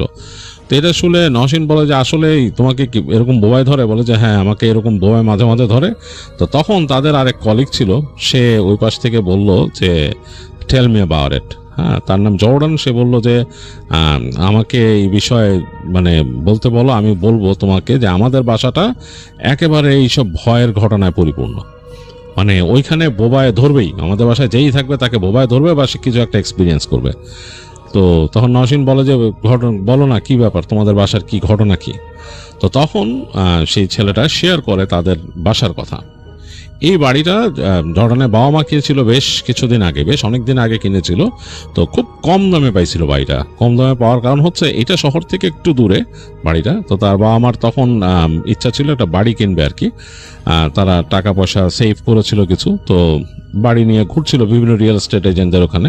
তো একটা বাড়ি তারা ক্যাটালগে বেশ কম দামে দেখে, যে বেশ কম দামে বিক্রি হচ্ছে। তো বাড়িটার আশপাশ দিয়ে ভিউজ খুব সুন্দর, আর যে ফ্যাসিলিটিসগুলো লেখা সেগুলোও বেশ ভালো। তো তার বাবা মা চায় ওইটা দেখতে। তো সেই এজেন্ট তাদেরকে বাসাটায় নিয়ে যায়। তো বাসায় গিয়ে দেখে বাসাটা ফ্রেশলি পেইন্ট করা, নতুন করে রং করা হয়েছে, ফ্রেশ পেইন্টের ঘ্রাণ, এবং বাসার ভেতরে ঢোকার পরে মোটামুটি বেশ সবকিছুই বেশ সুন্দর। মানে ঢোকার পর মূল যে লিভিং রুমগুলো সবগুলা মানে মোটামুটি ভালো মতো রিনোভেট করা, খুব সুন্দর করে করা হয়েছে। বাড়ির পেছন দিকে যে একটা ইয়ার্ড আছে সেটাও বেশ সুন্দর লনমোর করে রাখা হয়েছে, মানে বেশ ভালো, তাদের বেশ পছন্দ হয় বাসাটা দেখে। তো বেসমেন্ট যখন দেখতে যায় তখন গিয়ে তারা একটু অড কিছু ব্যাপার স্যাপার দেখে বেসমেন্টে, যে বেসমেন্টের একটা দেয়াল কালো, মানে বেশ ব্ল্যাক রং করা, এবং এক পাশে কিছু ছোপ আছে, কেমন জানি খয়েরি রঙের ছোপ। তো জর্ডানের বাবার কাছে এই জিনিসটা কেমন জানি লাগে, কেমন জানি ভালো লাগে না। তো তিনি ওই এজেন্টকে জিজ্ঞেস করে যে এই দেয়ালের এই অবস্থা কেন, আর বেসমেন্টটাও জানি কেমন হয়ে আছে। তো তখন এজেন্ট বলে যে আসলে এখানে তো একজন অ্যাস্ট্রোলজিস্ট থাকতো, এবং তিনি বেশিরভাগ টাইমেই এই বেসমেন্টে টাইম কাটাইতেন, এই ওনার নিজের মতো কাজ করতেন, এটা ওইটা আঁকতেন, কি রং করতেন নিজের মতো। তো এই কারণে এরকম, আর এটাকে আসলে আমরা সবকিছু যখন রিনোভেট করছি বেসমেন্ট আর আমাদের ধরা হয় নাই। তো তখন জর্ডানের বাবা বলে ওকে আই সি। তো বললো যে কেন তোমরা বেসমেন্টটা করো নাই? বলে করি নাই, আসলে করা হয় নাই, তুমি চাইলে আমরা করে দিতে পারি। তো সে বলে যে এরকম করলে এই ব্যাপার, এক্সট্রা কস্ট কতটুকু যোগ হবে এগুলো বলে দেয় বাড়ির দামের সাথে। আর তখন জিজ্ঞেস করে জর্ডানের বাবা যে অ্যাস্ট্রোলজিস্ট কোথায়? বলে তার মানে শেষ যাত্রা এখান থেকে হয়েছে, সে শেষ দিনগুলোতে এই বাড়িতেই ছিল। তো যাই হোক, জর্ডানের বাবা শুনে তার মায়ের সাথে পরে আলাপ করে অন দ্য ওয়ে ব্যাক বাসায় আসার সময় যে বাসাটা তারা নেবে নাকি। তো জর্ডানের মা নাকি বলে যে এত সস্তায় তো এদিকে বাড়ি পাবা না, নিয়ে নাও, এটা আমরা নিয়ে নিব। তো যাই হোক, বাড়িটা তারপর তার জর্ডানের বাবা মা কিনে নেয়। তো কেনার পর খুব খুশি মনেই তারা বাড়িতে উঠে, এবং খুব ব্যস্ততা থাকে, তাদের জিনিসপত্র টানাটানি করে। জর্ডানের ভাই হেল্প করে তাদের, জর্ডানের ভাই তাদের সাথে থাকতো না, সে সেপারেটলি থাকতো। আর জর্ডানের বাবা মা তারা থাকতো। তো জর্ডানের ভাই সহ এসে তাদেরকে খুব হেল্প করে জিনিসপত্র তুলে দিতে। তো যাই হোক, তারা বাড়িটা গোছায় ফেলে। আর জর্ডানের বাবা বলে বেসমেন্টের কথা যে বলছিল লোকটা যে আমরা ফিক্স করে দিতে পারি, এজেন্ট বলছিল যে একটা কস্ট দিয়েছিল, বলছিল এত টাকা কস্ট পড়বে। তো তিনি বলছিলেন যে না, আমি নিজেই করে নিব। তো উনি আপাতত বেসমেন্ট নিয়ে এত চিন্তিত না, জর্ডানের বাবা, তিনি চিন্তা করছে যে আমি পরবর্তীতে করব। ওইখানে শুধু ওই যে হিটার আর এগুলো আছে, সুতরাং এগুলা নিয়ে তিনি চিন্তা করেন না। তো যাই হোক, তারা সবাই সেট হয়ে গেল বাড়িতে, এবং দু একদিন জর্ডানের ভাইও থাকলো তাদের সাথে, এবং তারা মোটামুটি সময় কাটালো। তো জর্ডানের কাছে বাড়িটা বেশ ভালো লাগতেছে, কারণ যে লিভিং রুমটা এইটা বেশ প্রশস্ত, বড়, ছাদটা অনেক উঁচু, আর উপর থেকে একটা শ্যান্ডেলিয়ার ঝুলতেছে, বেশ সুন্দর লাগতেছে। জর্ডানদের যে আগের বাসাটা এটা এতটা এরকম বড় ছিল না। আর এই বাসার নিচে তাদের যে পাশে যে তাদের ডাইনিং স্পেস, এটাও বেশ সুন্দর, বেশ বড়। তার পাশে কিচেনটাও প্রশস্ত, এবং সোজা চলে গেলে এখানে লন্ড্রি রুম, ডান দিকে গেলে বেসমেন্টে নামার দরজা। তো এই জায়গাটা জর্ডানের কাছে বেশ একটু মানে রহস্যময় লাগছে, কারণ তার বাবা বলছে তাকে যে নিচে যাবা না, নিচে যাওয়ার কোনো প্রয়োজন নাই, বেসমেন্টে এখনো আমরা ধরি নাই, আমি লোকজন এনে ঠিক করবো তারপরে বেসমেন্টে যাবো, এর আগে যাওয়ার দরকার নাই। হিটার নিয়ে যদি কোনো প্রয়োজন হয় আমি যাব, হ্যাঁ, পানির পাম্প এগুলো নিয়ে কোনো প্রয়োজন হলে আমি যাব, তোমার যাওয়ার কোনো দরকার নাই। তো জর্ডান তখন কিন্তু টিনেজ, তার ওই সময় কিউরিয়াসিটি বেশি। কোনো টিনেজকে যদি বলা হয় যে অমুক জায়গায় যেও না বা ওইটা ধরো না, সে কিন্তু বেশি কিউরিয়াসিটি ফিল করে সেটার প্রতি। তো জর্ডানের ক্ষেত্রেও তাই হয়েছে, তার বাবা মানা করার পরও তার বাবা যখন অন্যদিকে গেছে সে ওই ঢুকছে ওখানে, বেসমেন্টের দরজা খুলে নিচে নামছে। তো নেমে দেখে অন্ধকার, কেমন জানি বেসমেন্টের পরিবেশটা তার কাছেও একটু গা ছমছম করা লাগছে। মানে এইটা আবার তার কাছে একটু অ্যাডভেঞ্চারাস মনে হয়েছে, যে এরকম লাগে কেন। সিঁড়ি দিয়ে নামার সময় দেখছে যে সামনে দিয়ে একটা চেয়ার রাখা, এই পাশে একটা ছোট্ট কাউচ, দুইটা শেলফ রাখা, আর এই সামনের দেয়ালটা একদম কালচে, মানে কালো রং করা, মনে হচ্ছে এখানে যে খুব মানে ডিপ ব্ল্যাক কালার কেউ করছে, মানে এর থেকে ডিপ ব্ল্যাক আর হতে পারে না, এরকম আছে। আর হেঁটে যখন সামনে গেল, পাশে দেখতেছে সে যে খয়েরি রঙের ছোপ নিচে অনেকগুলা। তো তার কাছে একটু অ্যাবনর্মাল মনে হলো যে এরকম কেমনে হয়, এরকম রং মানুষ করে নাকি। যাই হোক, সে ঘুরে তাকাইলো পিছনের দিকে, দেখবে যে ওখানে কি অবস্থা, তাদের যে ওয়াটার হিটার আর অন্যান্য যে যন্ত্রপাতি আছে পিছনে সেগুলা কি অবস্থা। তো হেঁটে ওদিকে যাচ্ছে, তো ওইখানে একটা ছোট লাইট লাগানো ছিল ওই পাশে, মানে আলো একদম কম। কেমন জানি লাগতেছিল জর্ডানের কাছে যে ওই জায়গাতে ঢুকতে গেলে দুটা করিডোরের মতো ছোট, তো দুই পাশে হয়ে আসছে, চিকন হয়ে আসছে, কেমন যেন একটা মানে উদ্ভট একটা ফিল হইতেছিল তার কাছে। মনে হচ্ছিল যে ওই ওয়াটার হিটারের রুমের ভিতরে কেউ আছে, এরকম লাগতেছিল, তাকে কেউ দেখতেছে। তো জর্ডান আস্তে আস্তে হেঁটে হেঁটে যখন ওটার কাছে গেছে তখন লাইটটা পিট পিট করে উঠলো সামনে, এবং পেছনে মনে হয়েছে একটা শব্দ হয়েছে, তার পেছনে মনে হচ্ছে যে কেউ একটা শব্দ করলো, অনেকটা কোনো মানে গলার ডিপ থেকে যদি কোনো পুরুষ মানুষ কথা বলে সেরকম। তো সে ফট করে যখন পিছন ফিরে তাকাইছে তখনই তার সামনে লাইটটা কেটে গেছে, যে লাইটটা লাগানো ছিল ওইটা একটা সফট হোয়াইট বাল্ব লাগানো ছিল ওইখানে। তো ওইটা যখন কেটে যায় পুরা বেসমেন্ট অন্ধকার হয়ে যায়। সবচেয়ে আশ্চর্য ব্যাপার, বেসমেন্টের এক কোনায় ওইখানে একটা ভেন্টিলেটরের মতো আছে হালকা, উপরের সাথে নিচের মাটির মানে গ্রাউন্ড লেভেলের সাথে কানেক্টেড, ওইখান থেকে হালকা আলো আসে। ওই আলোটা এসে যেখানে পড়ছে ওই জায়গাটা মনে হচ্ছে একটা গোল এরকম মানে একটা স্পটলাইটের মতো তৈরি হয়েছে। আর এই বেসমেন্টের ধুলাগুলা ওই স্পটলাইটের মধ্যে দিয়ে যাওয়াতে মনে হচ্ছে ওখানে কিছু একটা দাঁড়ায় আছে, মানে বেশ একটা অন্যরকম একটা মানে ভয়ঙ্কর একটা মানে পরিবেশ ওইখানে। তো জর্ডান কিন্তু ভয় পাইছে কেন জানি, তার কাছে কেন জানি মনে হচ্ছে আসলেই গলার ডিপ থেকে যদি কোনো পুরুষ মানুষ কথা বলে সেরকম একটা সাউন্ড সে শুনছে। তো সে ভয়ে আর ওইদিক সামনে যেতে সাহস পাচ্ছিল না সিঁড়ির কাছে। তো তারপরও অনেক সাহস করে আস্তে আস্তে পা ফেলে ফেলে গিয়ে সিঁড়িতে দৌড়ায় উঠে যায়, সে উঠে দরজা লাগায় দেয়। তো এই হচ্ছে তার বেসমেন্ট চেক করা।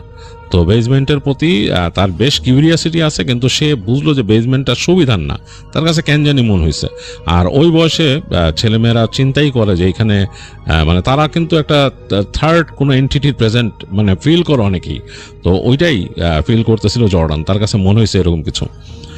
তো সে সেই বাড়ির যে ব্যাকইয়ার্ড এটাও বেশ পছন্দ করছে। ব্যাকইয়ার্ডে গিয়ে দেখছে যে ব্যাকইয়ার্ডের ওই পাশে ফেন্স করা, আর তার ওই পাশে বেশ খোলা জায়গা নেমে গেছে একটু নিচের দিকে। আর এতটুকু জায়গা এই যেহেতু এরা এজেন্টরা কাজ করে দিছে মানে এখানে মানে তাদের যে রিয়েল এস্টেট এজেন্টরা তারা লনমন করে গেছে, তো এখন তাদের করতে হবে। কিছু কিছু ঘাস কর্নারে বড় হয়ে গেছে, এগুলো সম্ভবত থাকবে না যখন উইন্টারটা ভালো মতো আসবে। দুইটা গাছ আছে এই মাসে এই পাশে আর ওই পাশে, যাই হোক তার কাছে বেশ ভালো লাগছে। তো যেই দিন জর্ডান ওই নিচে নেমে ভয় পাইছিল সেই বেসমেন্টে, তার কাছে যখন ভয় লাগছিল, ওই দিন রাত্রে জর্ডানের প্রথম একটা সমস্যা হয়। সমস্যাটা এরকম, তার রুম কিন্তু ওপর তলায়, তার বাবা মার রুম হচ্ছে এখানে, আর মাঝখানে যে রুমটা আছে ওইটা তার ভাই বুক করে রাখছে, মানে তার ভাই ওইটাতে কাউকে থাকতে দিবে না। সে নিজে যখন আসবে এখানে সে থাকবে, সে আলাদা থাকে। যাই হোক, তো এই পাশের একটা রুমের মধ্যে জর্ডানের থাকার জায়গা। তো জর্ডান যখন রুমে উঠছে তার কাছে বেশ ভালো লাগছিল, সে নিজেও রুমটা চুজ করে নিয়েছিল। তো যেই দিন সে বেসমেন্টে ভয় পায় ওই দিন একটা ঘটনা ঘটে। সেদিন সে রাতের বেলা শুয়েছিল, শুয়ে শুয়ে তার হাতে ও তার একটা গেম কনসোল ছিল, হ্যান্ডহেল্ড গেম কনসোল, ওটাতে গেম খেলতেছিল। তো গেম খেলতে খেলতে তার চোখ লেগে আসে, সে বিছানায় শুয়ে এলায় পড়ে, মানে ঘুমায় গেছে। তার রুমের বাতিটা কিন্তু সে নিভায় নাই, বা বাতিটা ওইভাবেই জ্বলতেছিল। তো অনেকক্ষণ ঘুমায় থাকার পর হঠাৎ করে তার মনে হয় যে তার রুমটা অন্ধকার এবং রুমের মধ্যে যতটুকু হিট থাকা দরকার ততটুকু হিট নাই। তো এটা মনে করে জর্ডান উঠতে যায়, তো সে ফিল করে যে তার বুকের উপরে যে তার কনসোলটা ধরে রাখছিল ওটা তার বুকের উপরে আছে, তার কমফোর্টারের উপরে, তো বেশ ঠান্ডা। তো সে উঠতে যাচ্ছে, এই সময় হঠাৎ করে তার মনে হয় যে তাকে কেউ একদিন চেপে ধরছে। মানে এই চেপে ধরাটা মানে ভয়ঙ্কর রকম চেপে ধরা। হঠাৎ করে মনে হচ্ছে যে তার বুকের উপর হাঁটু গেড়ে বসে কেউ তাকে চেপে ধরছে, এবং সে ঠিক মতো তাকাইতেও পারতেছে না, তার চোখও খুলতে পারতেছে না, একটা শব্দ করতে পারতেছে না, শরীর নাড়তে পারতেছে না। তো এইটা মানুষ বলে স্লিপ প্যারালিসিস, এটা সম্বন্ধে জর্ডানও জানে যে স্লিপ প্যারালিসিস হয় মানুষের, কিন্তু তার কাছে মনে হচ্ছে এটা পুরাই আনইউজুয়াল, কারণ সে কিন্তু উঠছিল ঘুম থেকে, মানে এবং তার মনে আছে যে সে ঘুমের আগে লাইট বন্ধ করে নাই, কারণ সে ঘুমায় গেছিল খেলতে খেলতে, গেমস খেলতে খেলতে ঘুমায় গেছিল। সে অনেক চেষ্টা করতে থাকে এরকম ওঠার জন্য, মানে হাত পা নাড়তেছে বা মুখ দিয়ে শব্দ করতেছে, পারতেছে না। সে বুঝতেছে এটা স্লিপ প্যারালিসিস, কিন্তু তার কাছে কেন জানি মনে হচ্ছে যে তাকে চেপে ধরছে সে খুব হাসতেছে বা আনন্দ পাচ্ছে এরকম মনে হচ্ছে, এবং খুবই অবাক হয়ে যায় সে যে মানে এই জাগ্রত অবস্থা এটা কিভাবে হয়। সে পুরো রুমটা বুঝতে পারতেছে। তো সে দুই পা ছোড়া শুরু করে, জর্ডান দুই পা ছোড়া শুরু করে, বিছানার মধ্যে থাপ থাপ থাপ থাপ করে পা ফেলতেছে সে, মানে সে বুঝতেছে যে তার যে সেন্স আছে সেটা, কিন্তু শরীরের উপরের অংশ সে নাড়তে পারতেছে না। এটাও তার কাছে অ্যাবনর্মাল মনে হয়, কারণ স্লিপ প্যারালিসিস হলে মানুষটাকে শরীরই নাড়তে পারে না, সে তার দুই পা নাড়তে পারতেছে। তো সে অনেকক্ষণ ধরে এরকম দুই পা মানে নাড়ানাড়ি করতে করতে সে মানে চিৎকার করতে থাকে মনে মনে, ও গড বলে। তখন হঠাৎ করে মনে হয় যে তাকে ছেড়ে দিছে কেউ। তো সে জোরে জোরে নিঃশ্বাস নেয়, জোরে জোরে নিঃশ্বাস নিয়ে তার বুক ভরে, তাকায় দেখে যে রুমটা আসলেই অন্ধকার আর টেম্পারেচার আসলেই ঠান্ডা। তার রুমের ভেতরে ঠান্ডাটা অনেক বেশি, আর রুম অন্ধকার। তার ঘরের ভেতরে যে একটা হ্যালোজেন ল্যাম্প জ্বলতেছিল হ্যাঁ, একটা ওই প্লেট, আপার প্লেট মানে উপরের দিকে করা, ওটার ভেতরে একটা হ্যালোজেন ল্যাম্প লাগানো থাকে, বাড়ানো কমানো যায়, ওইটা জ্বলতেছিল, ওইটা নিভানো।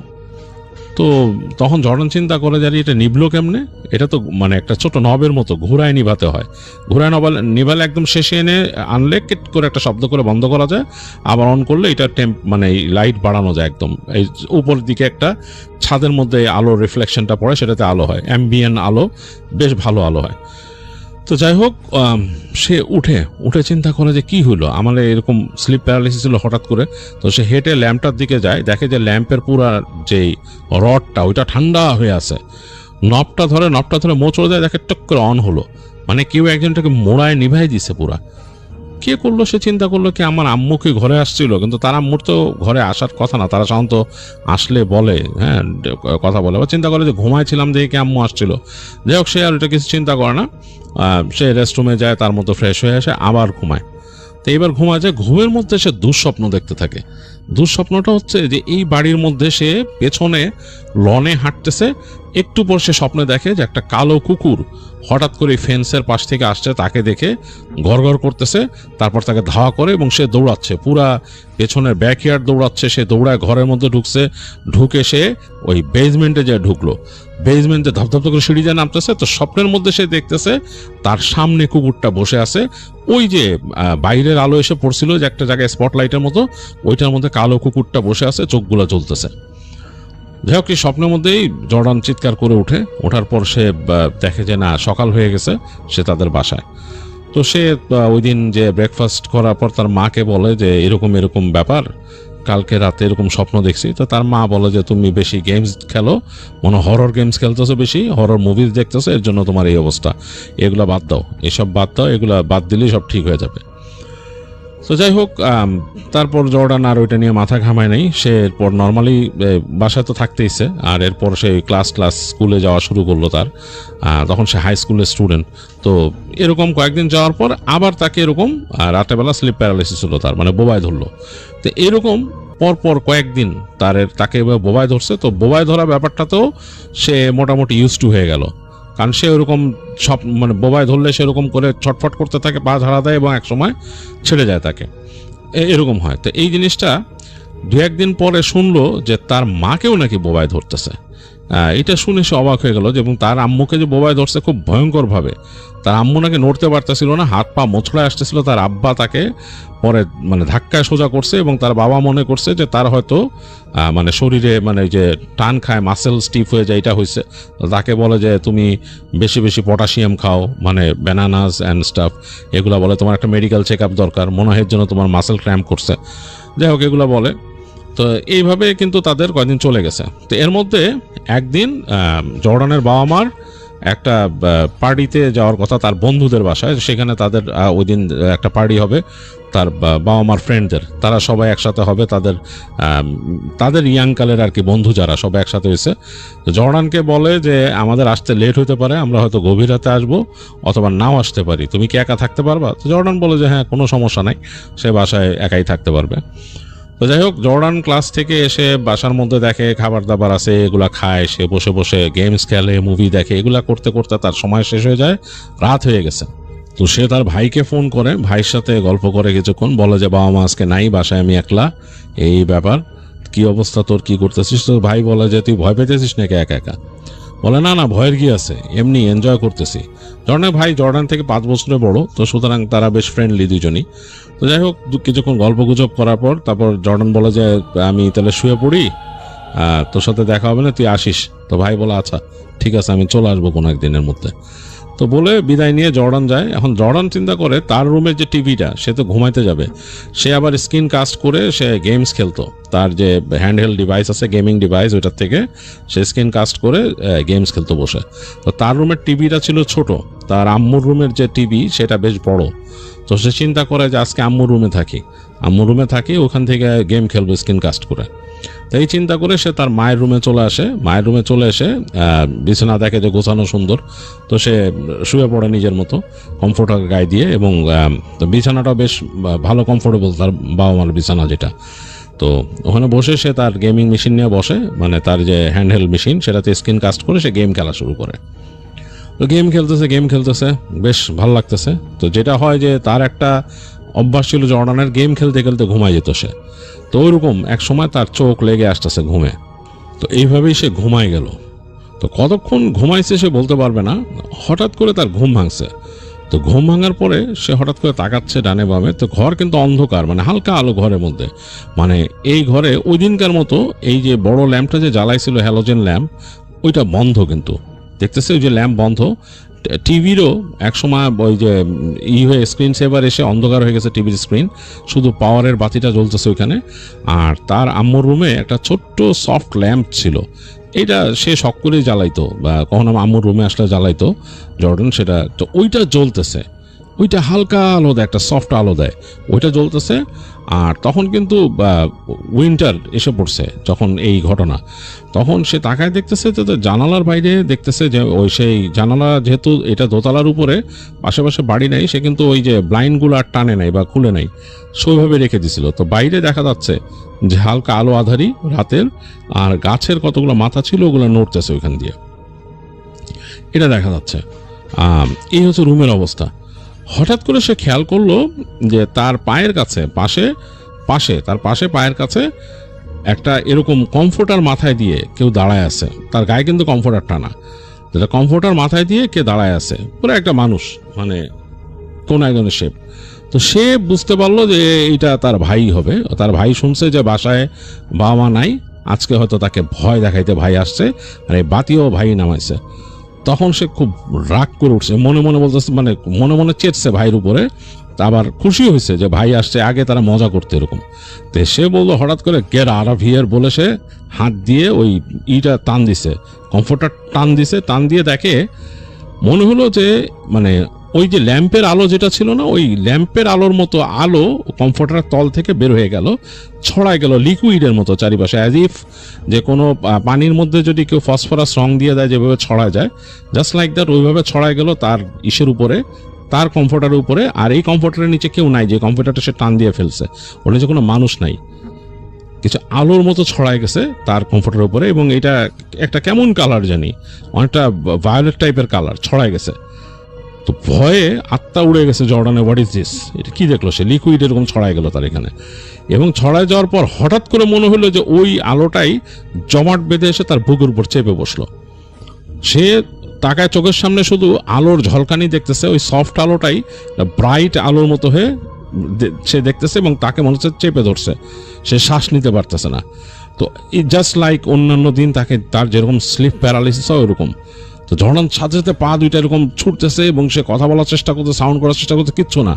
তো অনেক কষ্ট হয়েছে, তার দম বন্ধ হয়ে আসতেছে। তখন সে শুধু মনে মনে বলছে, oh God save me, let me go এরকম বলতেছে। তো যখন সে কয়েকবার বলছে, তখন মনে হলো হঠাৎ করে তাকে ছেড়ে দিল, মানে রিলিজ হয়ে গেল, প্রেশারটা রিলিজ হয়ে গেল। সে লাফ দিয়ে উঠে বসতে, বিছনায় উঠে নিঃশ্বাস নিচ্ছে, তাকায় দেখতেছে কেউ নাই, ঘরের মধ্যে কেউ নাই, ঘরটা পুরো নীরব। ওখানে ওই সফট ল্যাম্পটা জ্বলতেছে, আর পাশে মানে তার বিছানার পাশেই ওই আরেকটা কমফোর্টার সেটা পড়ে আছে। তো সে চিন্তা করছে এই কমফোর্টার কোত্থেকে আসলো। সে ভালো মতো খেয়াল করে দেখলো এইটা তার কমফোর্টার, তার রুমের কমফোর্টারটা এইখানে। তো মানে তার ভয় লেগে গেল যে এটা কি, আর ভাই তো না, অবশ্যই না। আর যা ঘটলো, মানে এই আলো কি ছিল, এগুলো কি স্বপ্নে দেখছে, এগুলো ভাবতে ভাবতে সে বিছানার থেকে উঠে দাঁড়ায়, সে তাকায় দেখতেছে তার মায়ের রুমের বিছানার, তাদের মায়ের রুমের যে বিছানার যে হেডবোর্ড আর দেয়ালের মধ্যে বেশ খানিকটা গ্যাপ আছে সামান্য। ওই জায়গায় পুরো একটা জায়গা মনে হচ্ছে কেমন একটা মানে ড্যাম পড়ে যায় দেয়ালে যেরকম, সেরকম একটা ভেজা একটা অংশ, একটা মানুষের মতো শেপ ওইখানে হয়ে আছে। ওই জায়গাটা ভিজে একটা ড্যামের মতো হয়েছে, মনে হচ্ছে একটা মানুষ এই জায়গায়, মানে একটা মানুষ যদি পিঠ দিয়ে দাঁড়ায় পুরা ভিজা শরীর নিয়ে, সেরকম ভাবে ওই জায়গায় হয়ে আছে। তো জর্ডান খুব ভয় পাইছে, সে মানে লাফ দিয়ে উঠে কমফোর্টারটা নিচে, নিজের কমফোর্টারটা সে ঝাড়া দিছে ওইটা নিয়ে, ওইটা তার একটা প্রিয় কমফোর্টার, সে ঝাড়া দিয়ে দেখে যেন ওইটার মধ্যে কিছু নাই। সে দৌড়ায় যে ল্যাম্পটা অন করলো, ঘুরেলো, যে জাস্ট লাইক আগে তার রুমের যে লাইট যেভাবে নিভানো ছিল ওরকম নিভানো। তো সে তাড়াতাড়ি বাতিটা বাড়ায় দিল, বাড়িটা বাড়ায় দিয়ে দৌড় দিয়ে যায়, ওখানে হ্যান্ডসেট ছিল টেলিফোনের, সেখান থেকে সে তার মায়ের নাম্বারে ফোন করলো, সেল নাম্বারে। তো কয়েকবার রিং হচ্ছে, ধরে না। অনেকক্ষণ পর তার মা ফোন ধরলো, বললো যে কি হয়েছে, বলে যে আমি ভয় পাইতেছি, বাসায় তোমরা এক্ষুনি আসো। তো তার মা বলছে কি হয়েছে, বলে যে সামথিং গোয়িং অন হিয়ার, তার মানে বলে কিছু একটা হইতেছে এখানে। তো তার মা শুনে খুব টেন্সড হয়ে গেল, বললো আচ্ছা তুমি থাকো আমরা আসবো। তো বলার পরে বলে তুমি চুপচাপ বসে থাকো, তুমি আমার রুমে যে বসে থাকো। তার মা বলতেছে বলে আমি তোমার রুমেই আছি, এখানে আমার সাথে ভয়ের জিনিস ঘটছে। তো তার মা বলতেছে যে আমি আশা করি যে তুমি বানাই কিছু বলতেছো না আমারে। বলে যে না তুমি আসো, তুমি তাড়াতাড়ি আসো, তোমরা তাড়াতাড়ি আসো। তাই বলে জর্ডান ফোন রেখে দেয়, রেখে সে চুপচাপ বিছানায় উঠে বসে থাকে। তার কাছে ভয় লাগতে থাকে, সে বারবার দেয়ালের দিকে তাকায়, হেডবোর্ডের কাছে, মনে ওই জায়গাটাই। তো বেশ অনেকক্ষণ পরে, মানে প্রায় 1 ঘন্টার মতো পরে দেখলো যে গাড়ির শব্দ পেলো, তার বাবা মা আসছে। তো আসার পর বাবা মা ঢুকলো, ঢুকে বলে কি হয়েছে? তো বললো যে এরকম এরকম ব্যাপার, আমি এরকম ভয় পাইছি। তো তার মা তখন শুনে বলতে তুমি মোস্ট প্রবলি স্বপ্নে দেখছো, তুমি তো ঘুমায় গেছিলা, আর তোমার এই যে গেমস, এটা আমি বলছি যে এই গেম বাদ দিতে। তার বাবাও বললো যে এই তুমি যে সব গেমসগুলো খেলো এগুলোর মধ্যে সব স্পুকি স্টাফ, এই সেই হ্যান ত্যান, এগুলোই তোমার মাথার মধ্যে ঢুকে। এসে বলে তখন তার মা বললো চলো তোমার রুমে নিয়ে যাই। তো তাকে তার রুমে নিয়ে গেল, রুমে নিয়ে তাকে শুতে দিল। তো জর্ডান অবাক হচ্ছে যে এই জিনিসগুলো তার সাথে কেন ঘটতেছে, এইখানে কেন তার মার সাথে ঘটে না বা কিছু। তো পরদিন সে তার ভাইকে বলে যে একটু আসতে বাসায়, তার সাথে কথা আছে। তো তার ভাইয়ের পরে আসে, আসার পর ভাইকে বলে যে এরকম এরকম ব্যাপার আমার সাথে এরকম ঘটে। তো তার ভাই জিজ্ঞেস করে যে কি মানে কিভাবে তোর সাথে এগুলো শুরু হলো? তো বলে যে আমি এরকম একবার বেসমেন্টে গেছিলাম, ওই দিন ভয় পাইছিলাম, এরপর থেকে এরকম শুরু হয়েছে। তো তার ভাই বলে আচ্ছা আমি বেসমেন্ট চেক করে দেখবো না, তোর চিন্তা করার কিছু নাই, আর আমি আসি নেক্সট 3 দিন আমি তোদের সাথে আসি, অসুবিধা নাই। তো বলে তার ভাই তাকে অ্যাসিওর করে যে কোনো অসুবিধা নেই। তো জর্ডানও একটু টেনশনে থাকে। জর্ডান তার ভাইরে বলে যে তুই আমার রুমে থাকিস, তোর অন্য রুমে থাকার দরকার নেই কয়দিন, মানে তুই যে রুম নিয়েছিস ওই রুমে থাকার দরকার নেই, আমার রুমে থাকিস, কারণ আমি একটু ইদানিং ভয় পেতেছি। তো তার ভাই বলে আচ্ছা ঠিক আছে। তো যাই হোক, ওই দিন দিনের বেলা কি করছে জর্ডান আর কিছু জানা। রাতের বেলা দেখলো যে তার ভাই আসছে, এসে তার রুমেই তার ভাই ওখান থেকে তার ম্যাট্রেসটা টেনে এনে ওই জর্ডানের রুমে রাখলো, রেখে বললো যে আমি তোর সাথে এখানে ঘুমাবো, অসুবিধা নাই, টেনশন করিস না। তো রাতটায় শুয়ে তার ভাই বলতেছে, তাদের ঘুমের আগে আর কি, বলতেছে যে আমি গেছিলাম বেসমেন্টে যে দেখছি আসলে বেসমেন্টটা কেমন স্পুকি, বিশেষ করে ওয়ালটা, ওই ব্ল্যাক ওয়ালটা, ওইটা আসলে স্পুকি। ওইটা আব্বা ঠিক করে না কেন, ওইটা দেখে কেমন জানি লাগছে, আমি অনেকক্ষণ তাকাই ছিলাম ওইটার দিকে, আর কেন জানি মনে হয় যে ওইটা একটা মানে কেমন জানি মনে হয় যে ওইখানে একটা দরজা আছে, এরকম লাগে। তো তখন জর্ডান উঠে বসে বলে যে ওখানে দরজা আছে, তুই কি ট্রাই করছিস? বলে না দরজা আমি ট্রাই করি নাই, আমি যখন দেয়ালটা ধরছি আমার কাছে মনে হচ্ছে যে এই পাশে একটা দরজা, ওই পাশে যাওয়া যায় এরকম লাগতেছিল, বাট আসলে কিন্তু এটা দেয়ালই। তো জর্ডান বলে যে এই ভেরি স্পুকি, এটা জিনিসটা খুবই স্পুকি, মানে তুই ওখানে যে এরকম ঠিক করিস নাই। তো বলে না আমি দেখতে গেছিলাম, তুই যেহেতু ভয় পাইছিস। ভাই বলে আচ্ছা। তো যাই হোক, দুইজনে কথাবার্তা বলে একসময় শুয়ে পড়ে। তো ওরকম জর্ডান ঘুমায় গেছে। অনেকক্ষণ পর জর্ডানের হঠাৎ করে ঘুম ভাঙে। তো ঘুম ভাঙার পরে সে দেখতেছে যে ঘরের মধ্যে কেমন যেন একটা ডিফারেন্ট পরিবেশ, ঠান্ডাটা একটু বেশি। তো সে তাকায় দেখে যে তাদের যে ঘরের তার রুমের যে দরজাটা খোলা, ভাই নাই এখানে। তো তাদের রুমে কিন্তু ওখানে আছে, রেস্টরুম আছে অ্যাটাচড, মানে তার ভাইয়ের কিন্তু এরকম বেরোনোর প্রয়োজন পড়বে না। তাকায় দেখতেছে ম্যাট্রেসের মধ্যে তার ভাই নেই। তো ওইখানে ওই যে তাদের রুমে ওই যে হ্যালোজেন ল্যাম্প খুব অল্প করে জ্বালানো ছিল, মানে একদম ডিম করে দিচ্ছিল, ওইরকমই আলো আছে ঘরের ভিতরে। তো জর্ডান উঠে তাকায় দেখে যে ভাই নাই বিছানায়, কই গেল, চিন্তা করে যে ভাই কই গেছে। তো সে হেঁটে হেঁটে বের হয় ওই দরজা দিয়ে ঘরের। তো দরজা দিয়ে বেরোচ্ছে তখন সে শব্দ পাচ্ছে যে তাদের যে সিঁড়ির মধ্যে শব্দ হচ্ছে, মনে হচ্ছে যে পা ফেলে ফেলে কেউ যাচ্ছে শব্দ করে। সিঁড়ির উপর যদিও কার্পেট বিছানো, কিন্তু মনে হচ্ছে বেশ জোরে জোরে পা ফেলে যাচ্ছে। তো জর্ডান তাড়াতাড়ি যায় বের হয়ে, তার রুম থেকে ওদিকে হেঁটে যায়, তাদের ওই যে করিডোর ওখানে দাঁড়ায় দেখে যে তার ভাই নামতেছে, কিন্তু মনে হচ্ছে তার ভাই ঘুমের মধ্যে হাঁটতেছে, স্লিপ ওয়াক করতেছে, কারণ তার এক হাতে রেলিং ধরা, মাথাটাকে এরকম ডানে বামে নাড়তেছে কেমন করে জানি, আর নেমে যাচ্ছে তার ভাই। তো জর্ডান চিন্তা করো স্লিপ ওয়াক করে কই যায়, মানে ও কি ঘুমের মধ্যে হাঁটতেছে কিন্তু যাচ্ছে কই। তো চিন্তা করে সেও আস্তে আস্তে পা টিপে যায় ভাইয়ের সাথে, মানে পিছনে আস্তে আস্তে হাঁটতে থাকে। তো হেঁটে দেখে যে ভাই নিচে নেমে ডান দিকে হেঁটে চলে গেল ইসের দিকে, বেসমেন্টের দিকে। তো সেও আস্তে আস্তে হেঁটে যাচ্ছে, হাতে তখন লাইট নেই, জ্বালাইতেও পারে না। সে চিন্তা করে যে ভাই কই যেতেছে, তার ইন্টারেস্ট দেখার। তো যে দেখলো তার ভাই বেসমেন্টের দরজাটা খুলে ওই দরজা দিয়ে হেঁটে ঢুকে গেল। জর্ডান কিছুক্ষণ চিন্তা করে, তারপর সেও আস্তে আস্তে হেঁটে ওই বেসমেন্টের মধ্যে ঢুকে। তো বেসমেন্টের মধ্যে ঢুকে সে কয়েক সেকেন্ড চুপ হয়ে যায়। সে বুঝতে পারতেছে না যে মানে এখানকার অবস্থা কি, কারণ বাতি জ্বলতেছে না, অন্ধকার, বেসমেন্টটা একদম ডিপ অন্ধকার।